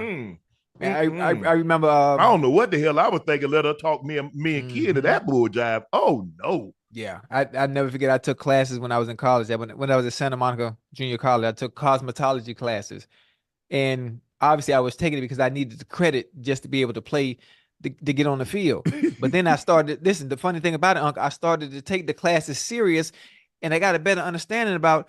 You know what? I thought about how much money I could save. Look about the money I could save if I'm dealing with a woman. I don't have to pay for her upkeep. I'll pay for it. I ain't paying for it when I can do it myself. So I'm like a one-stop shop. Listen, I can do your hair, I can do your nails, I can do your makeup. I can do makeup and all. Unc, I do all that. I do makeup, I could do wigs, lace front, I could braid. Matter of fact, it's so funny. Three of the best hairstylists right now in the world, black folk. Yeah. You know, I put them on.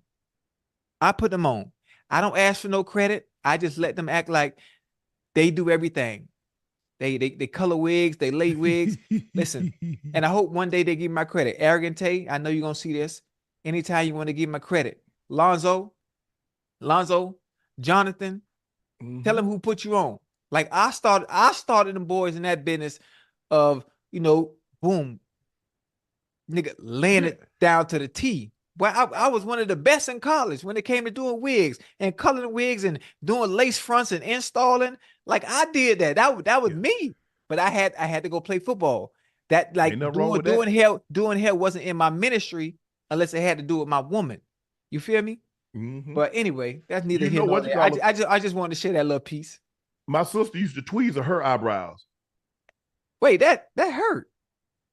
Yeah. And then draw some in.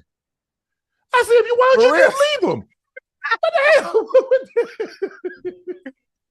Oh shit! Why you pluck them out? You serious? Draw more in? Yes. I do. I went to school with a girl. She plucked the eyelashes. Wait, she plucked the eyelashes and then put strips in. Obviously, no, she ain't have no eyelashes. I don't know if she got some now, but that's what she did in high school. Women will do it to, and that's for guys. Women will go all out. Man, Ocho. Whoa, women said they don't do nothing for men. This is for them. This is for their upkeep, so they can feel better about themselves. Ocho, I saw a lady working in the airport, not walking through it with a BBL. Well, how do you know that? You see what you did? You see what you did? I said the same thing. I was like, well, what if it was natural? Because our women are born. You a BBL.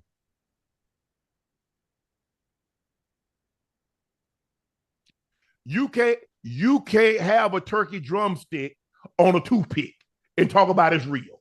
Oh, okay. It ain't matching. It wasn't matching. Yeah. Okay, I understand. But you have to understand what it does now. Men, we are visual creatures. So women have a great understanding that the better, if you enhance your appearance, it increases it. Jordan, as a matter of fact, Jordan was laughing. I said, Jordan, why she? Right. Jordan, Jordan, talk about, a lot of men be passing through the airport. Yeah. That's exactly what I was getting ready to say. Jordan was laughing. Jordan was with me. Yeah. I said, Jordan, why she do that? Jordan, this dummy talk about, men be coming through the airport. They like, yeah. Get a number and come back. I say, man, stop it. I think that's why a lot of women do it. Obviously for themselves, but the appearance. When you want to enhance your appearance, it increases the volume of men trying to get at you. A different type of man. But hold on though, Ocho. Yeah. Now you do realize every 3 years they change the body style on a car. Yes, sir. So the BBL now the time about up. It's about time to change the body style on a woman, right? Okay now. Okay. Do you think do you think curves will ever go away? Curves will never go out of style, depending on where you're from. There Atlanta, used to be a time that Houston. curve wasn't in style. Everybody wanted flat booty.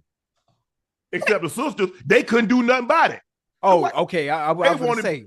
They wanted they had big chests, ironing boards. The sisters had little chests and big butts. They always had them donkeys. Right. I don't think that'll ever go anywhere though. I don't think it never go anywhere. I don't think the evolution of the ass will never die. Ever. I see more women with doing glute videos, doing sumo squats, belt squats, Bulgarian split lunges, and all that. Trying to get rid of that. Yeah, trying to accentuate it. Okay. You're right. I mean, teach his own. It depends. Yeah, for sure. I don't knock nobody. That's you. I just ain't gonna pay for it now. I'm just telling you now. I got limits on that. Wait, you got limits?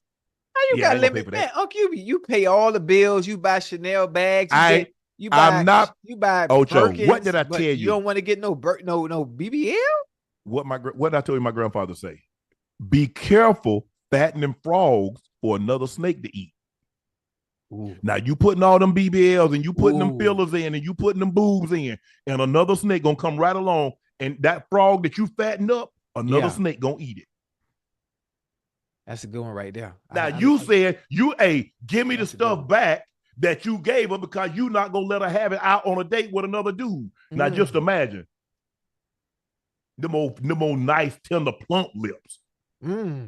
Kissing on him and doing other things. I can't even talk about it on digital. Them lips, that's that hurt. That's that hurt there. But just the thought of it. But I need all mine back. I'm just saying, if at any point, I'm just obviously speaking hypothetical. If I paid for, your breast to get done, if I paid for your lips, or if I paid for, your body, just whatever it might be, and we don't work out, I need them C cups. I need them C cups man, back. you ain't getting them back. Man, I need them C cups back. I need that ass back. I need all that. Run me that back, and you had the new dude send you to Dr. Young Miami, Dr. Young Miami down there in Houston, and Dr. Miami, and let them. No, I need my ass and my titties back. And my lip filler. Give me them lip fillers too. Matter of fact, you know what? Take them lashes off too. Because I put them lashes on. Give me them lashes and give me that goddamn wig. I could let my next chick use that wig. I mean, think about it. They know nice, full, plump lips, the most succulent lips. Yeah. That you used to bite on. Yeah. And somebody else getting that Gluck 3000 special. Yo, man, you rolling over. Yeah. Listen, the game is the game, Unc. The game is the game. You know somebody else. She on somebody else's glizzy. Yeah. That used to be for you, Ocho. Now she on somebody else's glizzy. Hey, I used to have a saying. I've been saying it on Twitter for a very long time. I've been telling young fellas and preaching for a very long time. She's not yours. It's just your turn. Listen, she's not yours. It's just your turn. Now, if you want to change things, you can take it to the depths into the courthouse and make it official. And sometimes, statistically, when you look at that, it's still, in case, not yours. And, but I mean, it's just life. It's just the way it is, huh? It's the way it is, man. You go in with dreams and aspirations of wanting to be with an individual for the rest of your life. Sometimes it just doesn't work that way. It don't. It's just the way the cookie crumbles. That's all I'm saying. Like I said, I ain't got no problem. Yeah, I'm gonna take care of the bills, because once I leave, he can take that over. But you ain't finna take no lips and all them fillers and that boot. Oh no. Oh. I could never let you walk out with that. Wait, you taking back? I'm just curious. Would you taking back jewelry and purses too? No. No, you let them keep jewelry and purses? I let them keep the jewelry. Ocho, see, when I say I take it back, I had it, right, but I didn't give it. Because they ticked me off before they got it. Got it. Okay. Yeah. So I still got them. Right. Somebody else gonna be lucky to get that. I got that rail bag in black. Yeah. That big gold when she got. Yeah. That. I got a LV that don't like a limited edition LV. Ooh. I got Chanel. I got a bunch of stuff.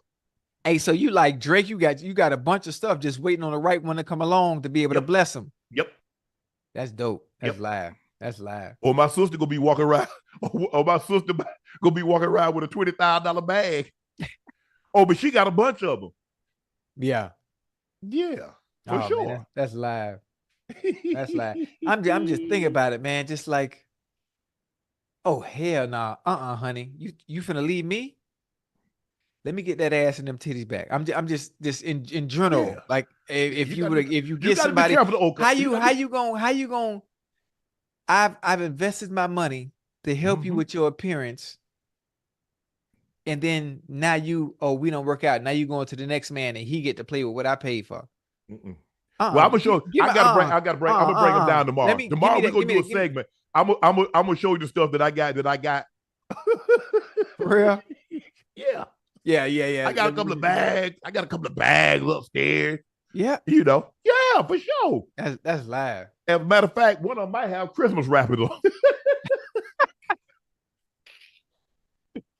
Hey, I think one of them got Christmas wrappers on it. I might have to take it out of Christmas wrapping. Man, that's crazy. Ocho, change the time. Now it's time for, this is a good one. Ocho, this a doozy. This is a doozy, Ocho. Now it's time for Nightcap After Dark. Uh-oh, Nightcap After Dark. I got take my Ocho, I'm very excited for us to talk about this story, Ocho. Take my jacket off. Yeah. I'm gonna let the story speak for itself. Let's take a listen, Ocho.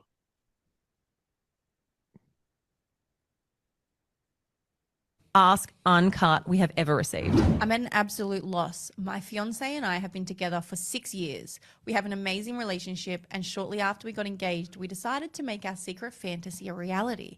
I asked my fiance if he would be willing to have a threesome, a one-off experience for us both before we get married.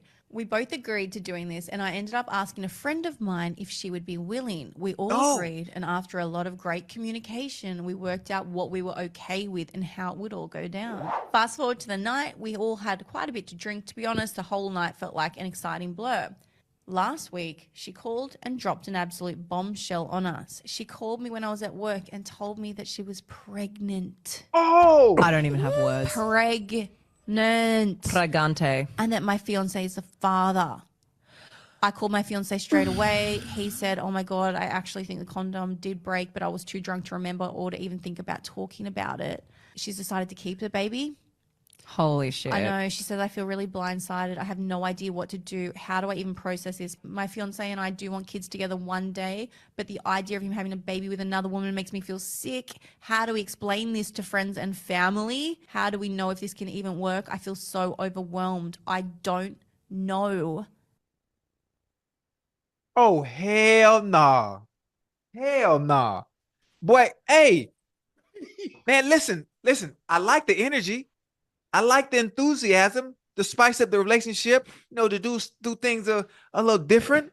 I like that part, but I don't like the back end. What you expect? Anything could go wrong, Ocho. Wait. Listen, the threesome, beautiful idea. Beautiful idea. Having fun, in theory, role playing, doing whatever. I mean, people do different things, but she got pregnant and she kept it. She gonna keep it, yes. But she said the girl was her friend. Okay. So obviously, not only is it a friend, it's somebody that you trust and confide in, and understanding that, you know what, we can do this. I trust you, and nothing is gonna get out. And dude and he don't remember. And then they was drunk with the night was a blur. Yes. Oh, come on now. Now every time alcohol is involved. Now first, you get people pregnant when you're drunk. And obviously, and when you get drunk too, or you drink alcohol, people start to look better than they normally do. Oh, Joe, yes. Oh, hell no. Alcohol changes your behavior. It doesn't change your morals. Liquid courage. See, alcohol, a drunk mind, a drunk mouth is a sober mind thought. Because it won't allow you to do anything you didn't think about, at least sober. And then drinking gives you the ability, it breaks down the inhibitions. Things that you wouldn't normally do. That's why they call it liquid courage. Why you think they call it liquid courage? Because all of a sudden you get this man, I can do this. Right. Bruh, you can't fly. We 20 stories up. You can't do it. Yes, I can. He realized, but it's too late that he can't fly. Right. Yes, Ocho. That's bad. That's what I'm Ocho. What do I you would do? never do a threesome. Whoa. Time out. Come on. You played in the NFL for a very long time. You played in the NFL a very long time. Ocho, come you on know now. my saying, Ocho. Don't I do like me my like- women like I like my women like basketball. 1-on-1 and as little dribbling as possible. I'm going to the paint. I'm gonna back them down, Ocho. I'm backing them down. That's all I want, Ocho. That's all I want, Ocho. It ain't no team. No. And you ain't gonna double team. Ain't no 2-on-1. It ain't no 2-on-1. Ain't none of that. I need a 1-on-1. Me and you, we at the park. Okay. Come on with it now. I'm just asking. Oh no. I'm just asking. I mean, I ain't never had one. I just thought you might have. I wouldn't even think about it now. I wouldn't even in today's me being who I am. You won't even get on the elevator with people. So I know you ain't thinking about it now. I was talking about 30 years ago. At some point, maybe some time in college. No, yeah. Ocho, I'm on the island by myself. I'm prime time. Right. Me and you, baby. What you got for me? Right. That's it. That's funny. And obviously, Chad, y'all know I know my situation. I've shared it before. I'm in a position where I can't have no threesome, Unc.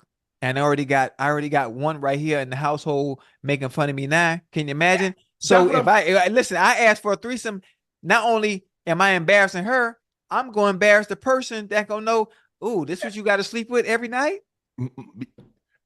I can't embarrass my people like that. No. Yeah. And then people ask me, boy, why your girl, why she call you 33? Why she call you 33? And then, well, now you know. 3 inches in 3 minutes. That's all you get. That's all you getting out of me. I ain't got nothing else for you. I can't do it, Ocho.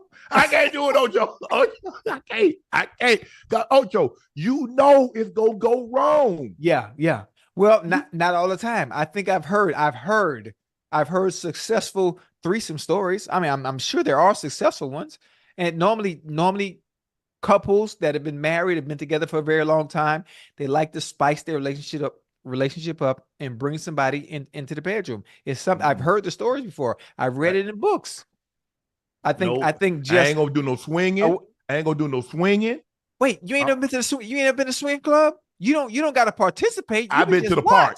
I went to the park. I used to go to the park all the time, and I got on the swing. On the swing. That's the only swing. That's the only swinging I'm doing. Listen, come to Miami. I used to jump out the back, land on my feet, drop out the front, do the Simone Biles. I was doing the Simone Biles before Simone Biles hit me about 360.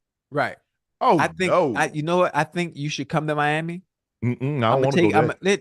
Let's stay with me now. I'm gonna take you to Trapeze, or I'm gonna take you to Red Velvet. Now we ain't got to participate, but we can watch. We can do the show from the Swingers Club. Yeah, man. You think I'm finna let somebody? I'm finna be there while somebody blow my old lady back out? Oh no! And beat the brakes off my old lady. I mean, no way. You gotta. I know that's what I'm saying. No, that's why I go. That's why I keep. That's why. Oh man. Hey, look at man, y'all. Hey, chat, y'all know. Hey, sex is not a team sport. Yeah, it's a one-on-one sport. Yeah, that's it. Yeah, it depends. It depends on who you are. Who I am. It's been team. I don't want no part of that, Ocho. Oh no, man, look, Ocho. I'm in a different place now. Right. I'm in a different place. I understand. But listen, I'm extremely Ocho. This is how I'm telling you this. No means no. Right. Maybe means no. Right. Yes means no tomorrow. Yes means no. Hey, bro. Are you sure? Are you 100% categorically for certain? Right. Nah, we go. hey, look here. We're not gonna do this tonight. Right. Tomorrow, I want you to think about this for 24 hours. Yeah. Oh no, that's funny. That one night I would one night stand. What? I ain't going home with you at all, huh? No, no, no. Damn, Mm-mm. I'm mad. I'm mad you got to live like that, man. I'm okay. I'm good now. Listen, I'm thinking about like what we talk about. I'm thinking about the good days, the good times. As the younger me. The having fun and exploring and doing some of the things I would probably never ever do now in my 50s. I would never do it now at 56. But it's man, just reliving those days and thinking about them. But don't think I didn't think now. Don't think I didn't think about it now. Okay. Oh, you thought, okay. Oh, Okay. yeah. Well, it's one thing to think, but actually putting it in action is even much better. But I just always felt somebody gonna dime me out. Yeah. That's tough. That's tough. Yeah. I mean, you always got to do it with somebody you trust. Somebody, long 10, 15-year relationships or friendships in general are the ones you can trust when you want to do things. You want somebody you just like, hey, you see all these movies, you meet somebody on the plane or you meet somebody at the grocery store. That's what I want. I want somebody I know 15 years. They ain't no fun in that. Okay, I see. Wait, but known them that long, but never went there. Never, no type of, interest in that way, especially horizontally or vertically. Yeah. Depending on what you're into.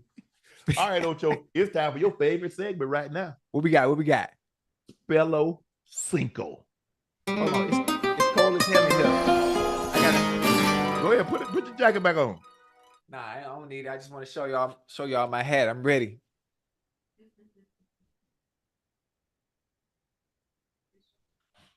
Oh, man. Ocho, you remember last time you went over with that hat? That hat bad look. I ain't going over for the night. Okay, Ocho, tonight is all current NBA players' names. You have to spell their last names. Oh, come on, man. I don't know them boys like that. This is the easy one. This is the easiest one you're ever going to get. He played in tonight's game. He's the point guard for the New Orleans Pelicans, and his name is C.J. McCollum. Please use the word McCollum in a sentence. C.J. McCollum missed the last shot tonight that would have won the game for the Pelicans. C.J. McCollum. McCollum. McCollum. C.J. McCollum. Ding, ding, ding, ding, ding, ding, ding, ding, ding. Let's go. The next one is Bismarck Biyombo. The last name is Biyombo. What? Is that wait a minute. Is that of Nigerian descent? I think he's from Congo. Biyombo. Wait, say it again. I'm gonna get this. I don't care. Chat, this is for y'all, chat. I'm gonna get this. Biyombo.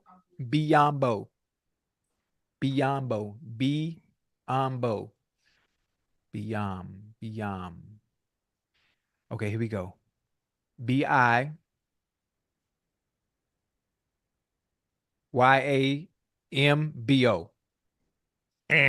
Close. Damn. Biyombo. Biyombo. Damn. Okay. That's okay. That's one and one. I'm ready. His last name is Siakam. His first name is Pascal. Pascal Siakam. Spell Siakam. Wait, that's the one from the Raptors. He used to play with the Raptors. He got traded to the Indiana Pacers now. He's currently on the Pacers. He wear number 43. Am I right? Yep. Siakam. Pascal Siakam. Yeah, okay. Correct. And I only know that because I've seen him play multiple times, and I remember how to spell that last name. Hey, let's go. Yeah. This guy I'm not getting no more wrong. I'm not getting no more wrong. I'm telling you, I'm like that. Let's go. This guy played tonight. He played for the Pelicans also. He's of Lithuanian descent. Valančiūnas. Oh, hell no. Come on, Unc. You know I don't know how to spell no Valentine. Valančiūnas. Valanciunas. Valanciunas. You cheat. Ain't no way in hell I was gonna get that. Okay, how about this one? You gonna get this one. You gonna get this one. Okay, here we go. Where we at? He's of Nigerian descent. Okay, I'm Nigerian. I'm a Yahoo boy. He was raised in Greece, and he's known as the Greek Freak. His name is Giannis Antetokounmpo. Giannis Antetokounmpo.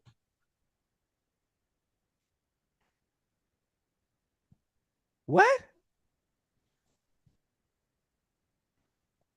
Anta. ANTIKOUMPU.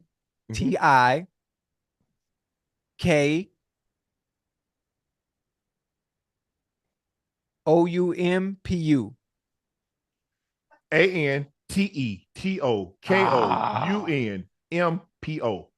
Antetokounmpo. Giannis Antetokounmpo. That's a hard one. I ain't like. Listen, that's a hard one. And the bonus is Luke. Who? Luke.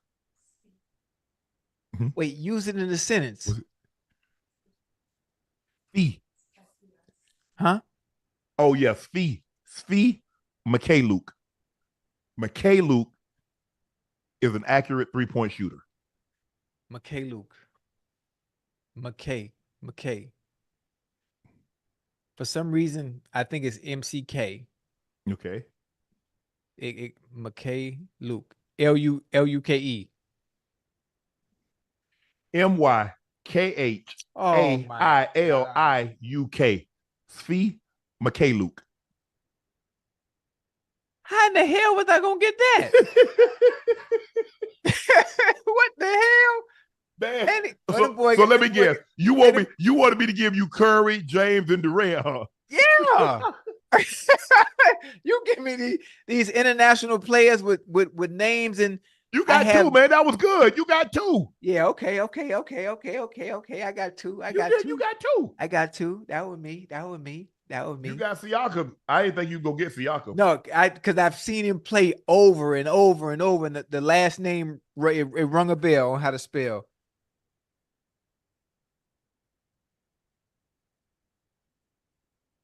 Where we at? Now it's time for your revenge. Oh yeah. Last segment of the night. And it's time to dunk. Hold on. I gotta get to it.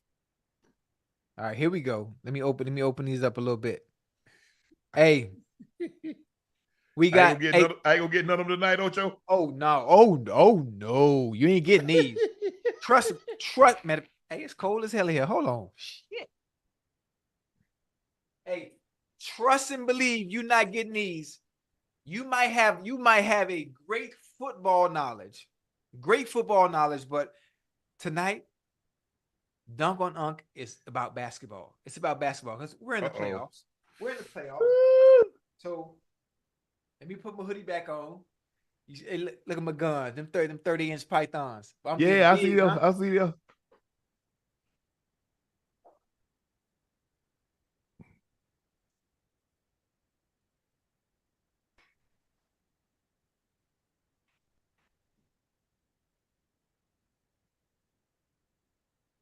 Oh yeah, it's on chat.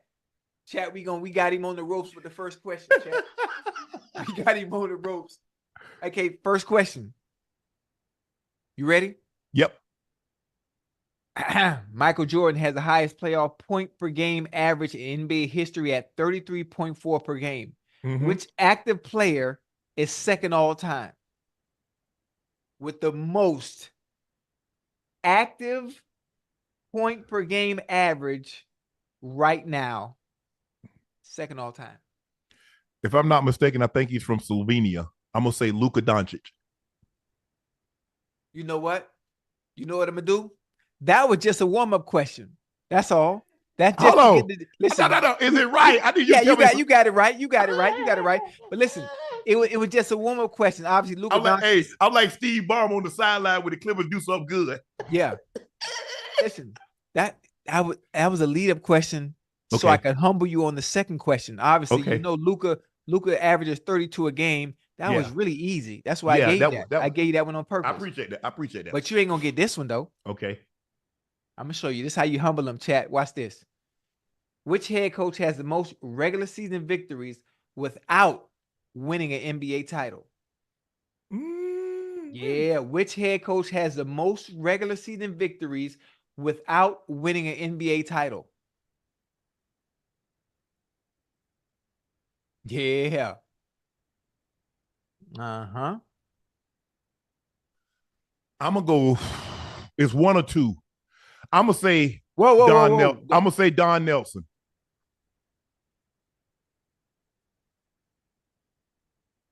Are you sure you want to say Don Nelson? I want to say Don Nelson. Motherfucker. That boy ain't good. Boy, I'm telling you, Ocho, when you give me that, I'm just going through. It's going through the computer. It's rapidly going through the computer, and then I gotta spit it out. Nah, man, you cheating over there, man. Where Ash at, man? Hey, tell him don't be helping you back there, man.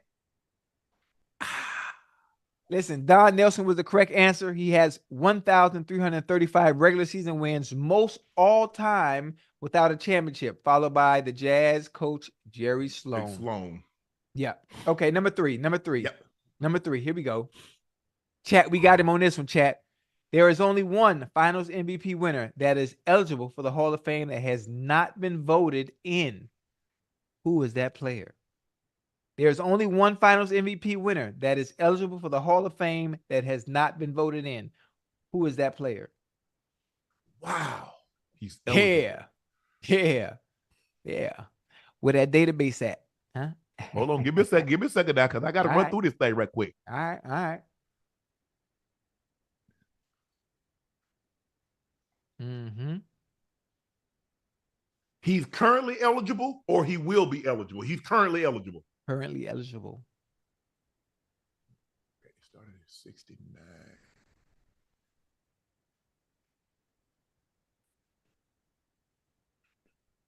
Oh, man. Yeah, I know.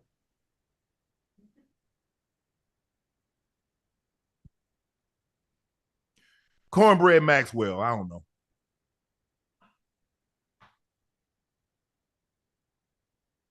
Who?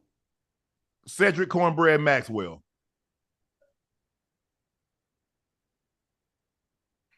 Come on, Hey, Ocho. man, y'all cheating over there, man.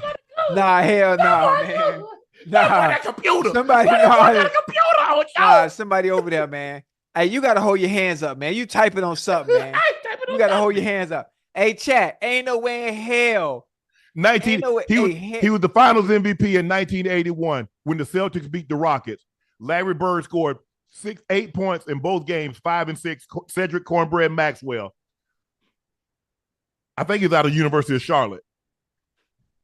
Hell nah. Nah, I ain't going for that. Hey, put your hands in the air on this next question, man. So I got to make sure you ain't typing nothing.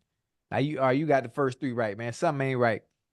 LeBron James has played in 282 playoff games, most in NBA history. Who is behind him with 259 games played? Oh, I got this. It's easy right here. They were easy right here. Who this? He was left-handed. He played with the Lakers, played with the Jazz, played with OKC. Derek Fisher. Fuck, man. That's my game. I love it. But that computer, Ocho, I'm telling you.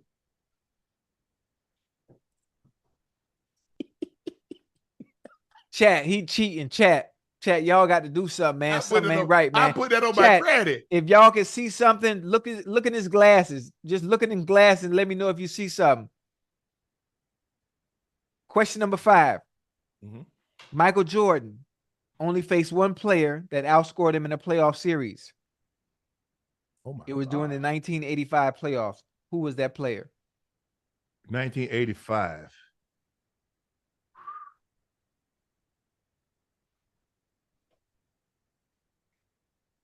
If you get this, I'm walking out.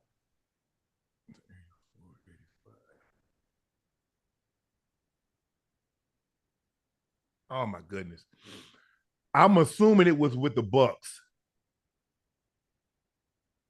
The guy had to be with the Bucks because he went out in the playoffs in the first round, his first 3 appearances. Who's with the Bucks? Who was good on the Bucks back then? Jason Terry. Oh my goodness. Giannis. Terry Cummings.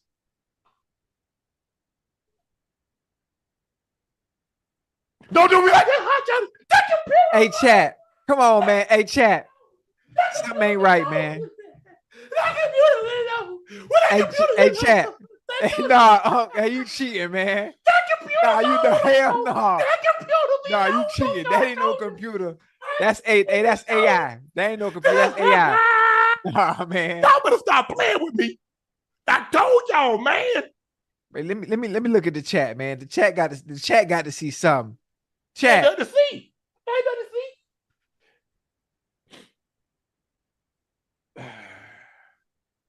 He went to DePaul University. Nah, Unc, you cheating, man. Oh, how am I gonna cheat? I'm saying the answers. They don't know the answers in the chat. No, you know what? You looking at the chat. See the chat. The chat giving you the answer, man. That's They their didn't fault. give me no answer. 'Cause they listen to the question and then they put it in the chat and then you read it from the chat. Yeah, you know what? No, we got to do the last one. I put that on my granny. Nah, you got to close your eyes. You got to close your eyes on this last one. Okay. You got to close your eyes. Okay. 'Cause ain't no way in hell you getting all these, man. Hell no. Well, these is hard questions, man, because I don't even know these. If I don't know them, I know you don't know them. I'm a student of the Ocho. I study sports. I've been studying sports since '87. All right, last one. Last question. You can close your eye. Don't cheat. Don't even look at the chat. Who was the last 4-year college player to go #1 overall in the NBA draft? Who was the last 4-year college player to go #1 in the NBA draft? Kenyon Martin in 1999. Yeah, yeah, okay, that's a good one. I knew you was gonna know that one because I knew that one. Yeah. Hold on, and you know why I knew that one? Where did Kenyon Martin go to college?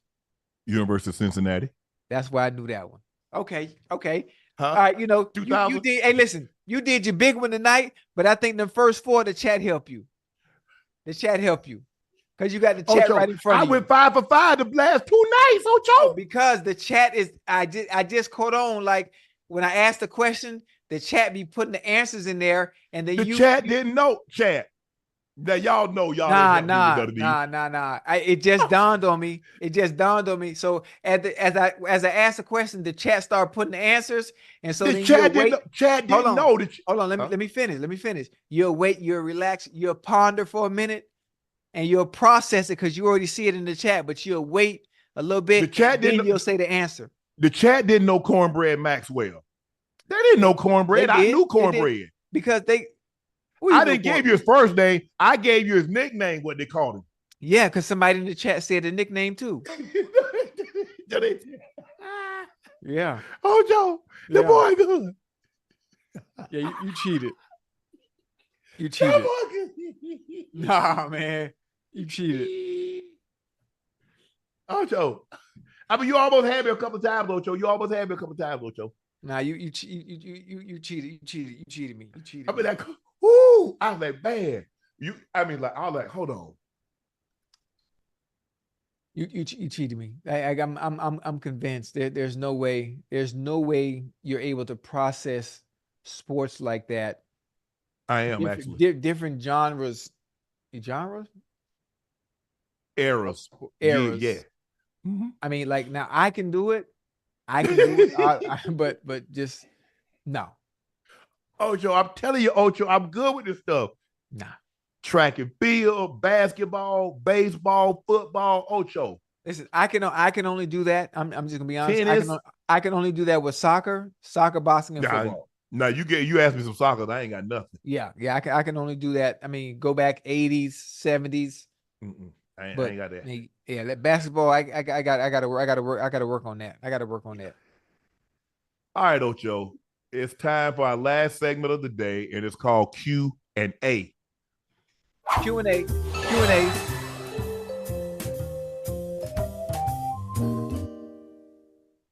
Stephen Bass 314 said, just got my Laportier Wednesday, and as the cognac drinker, it's well worth the wait. Can you speak to us for those strong work ethic, but we're not afforded the same opportunity to be successful as others has? That's really hard because sometimes you can work, and that's the frustrating part about it, Ocho, is that sometimes you can work so hard and then you look and somebody else is getting ahead of you and you don't think they're working as hard as you are. And that can be very frustrating. But at the end of the day, I just like, well, I'm just going to continue to work. And if God sees fit for me to move a step up, that's what it is. Because I can't do anything about that, Ocho, because I don't know that person's situation. What's hard work to me or not hard work to me might be extenuating to them. Right. So it is frustrating. I mean, come on. We've all been there. Hey, man, I'm doing all this. I'm working my tail off. Man, I'm looking over here and this dude come out the game. He run them little sorry routes and I'm working my butt off. Right. And he got 10 catches. He lead the game with 10 catches and I got 6. Listen, sometimes it's the way the cookie crumbles. Sometimes you put in all the work and you don't get the results. Sometimes you put in all the work and you don't get the results you want. Somebody else maybe cuts a corner, maybe doesn't put in the work that you have. I mean, it happens. There's this old saying, this old adage, at times life isn't fair. It's not. And it's because of situations like that. You're doing all the right things, doing all the things people are saying you're supposed to do. If you work hard, well, the results are supposed to show themselves. All the time you put in hard work or you sacrifice, sometimes the results don't always show up. But how about this? What if that aspect is fair? As long as you don't measure your success by what somebody else doing that you determine is not working as hard as you.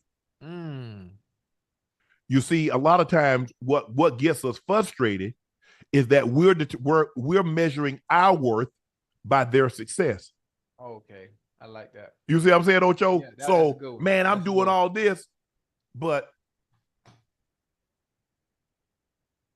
that was the thing. And I started once I stopped measuring my success by what others did, right, life became a lot easier, Ocho. Yeah. It's a lot less stressful. I didn't have the headaches that I had because I was worried about well, you know what? Maybe life is fair. Yeah. Maybe this is what your life was meant to be. You know, one thing that'll always keep you down? What? Comparing your life to somebody else's. Comparison is the thief of joy. It absolutely every time. Every time. Yep. Well, hell, I'm putting in the work. How come I ain't got that? Well, I work this job. How come I ain't driving that? Man. Shit, boy. Ocho, I had a girlfriend. They taking all these vacations. They go here, they go there. Oh, Lord. And I know you got more money than them. Uh-oh. Get it together, Unc. What you told her? Hold on, wait. Before you say what you told her, let me give me no. I know you finna give me a good one. Go ahead. Nah, I'm ready now. I was like, but that's their life. That's not our life. Okay. You're trying to live their life over here. Ooh. I like that. At the end of the day, Ocho, you can only be who you are. Right. I said, I'm not a vacation type of guy. And I told you that. And you were okay with that. Now you want to live like them. Until your friends started saying, well, Shannon got all this money. He's doing this. He's doing that. Why don't y'all go here? Y'all can stay in a nicer place than what I stayed in. So now they putting pressure on you. Right. You bring that back and put pressure on me. Right. So you allowing them to mess up our home. Which it happens all the time. Happens all the time.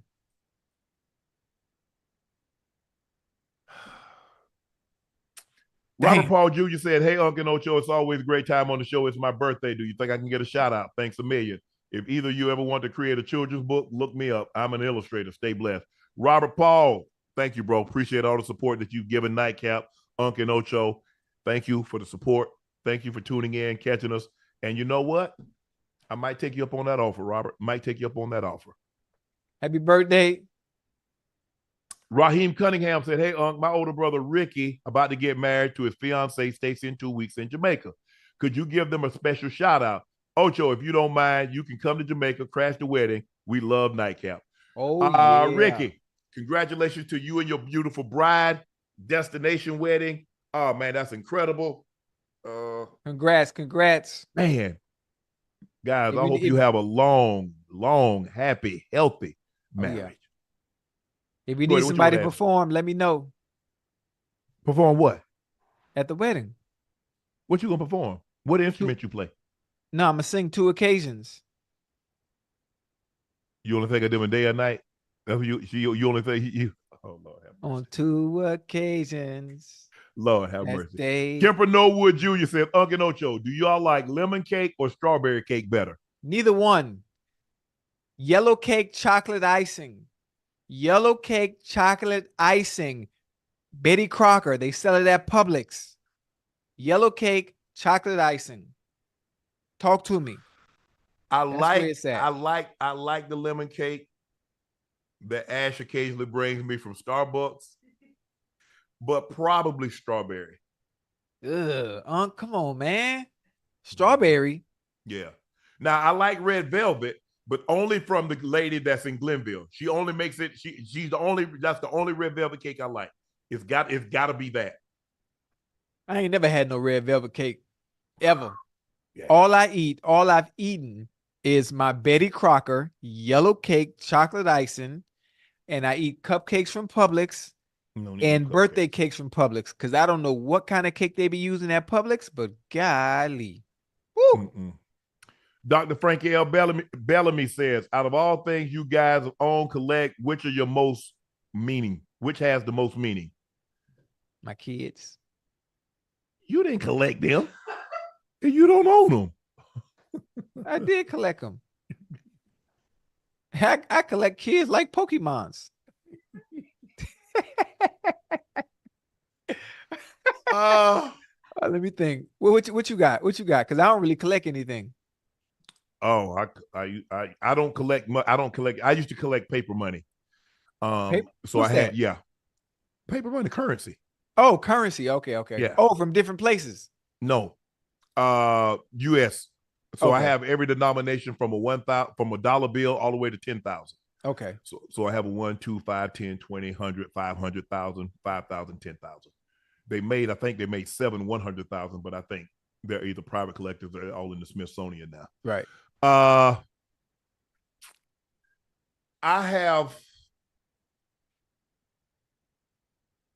gave my grandmother for like $30 worth of silver dollars. I gave her $2,000 because I just wanted them because I knew she had them for a long time. So that probably those silver dollars. Probably those. I had a watch. My brother got me a watch for graduation, but I don't know what happened to it. I don't know. Damn, I ain't got shit. I'm for real. You ain't got no soccer jersey? What's your most prized soccer jersey? You collect them? Oh, man, I got so many. My most prized one. You know what? I'm gonna have to go with that George Campos jersey that he just signed for me, man. You remember when the old throwback football and basketball jersey was out? Nah. Oh, the baggy ones. The baggy ones. Yeah. Yeah, I remember that. I wish they'd come back in so I could start wearing them again. Lady Ray says, "Shannon Ocho, what are 2 things you're looking forward to this summer? And at least one thing has to be non-work related." This summer? I don't do nothing in the summer. I mean, I do the same thing in the summer I do in the spring, fall, and winter. Yeah. Smoke cigars, play video games. We got That's it. we got Oh, I'm taking the kids to Dubai, man. I'm tripping. when? In the summer. I forgot about that. So when everybody, we always do our annual trip at the beginning of Yeah. the summer when all the kids are home. I'm taking all the kids to Dubai. I forgot about that. Yeah.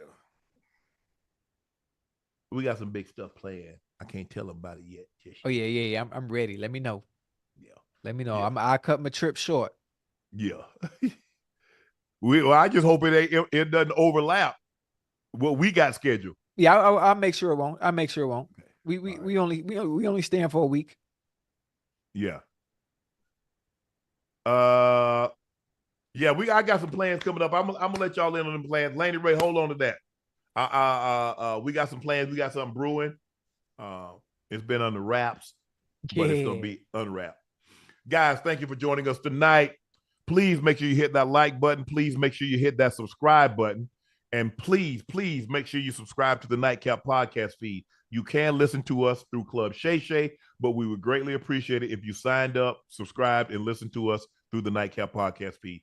Thank you guys for selling out Shay by Laportier. Thank you even more for your patience. We pinned it at the top of the link at the top of the chat, and we're only taking pre-orders. So thank you guys for doing that. Thunder beat the Pelicans 94-92.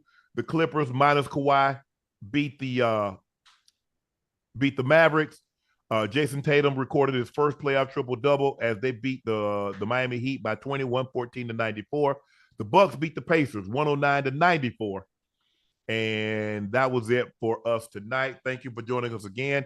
I am your favorite Unc, Shannon Sharpe. He's your favorite number 85, route runner extraordinaire. We on tomorrow, Bengals right? Ring of Fame. Yes. We on tomorrow. Ring of Fame. Honoree, Pro Bowler, All-Pro, Liberty City's own, Chad Ochocinco, Mr. Rail Rosado Johnson. And we're out. See you tomorrow.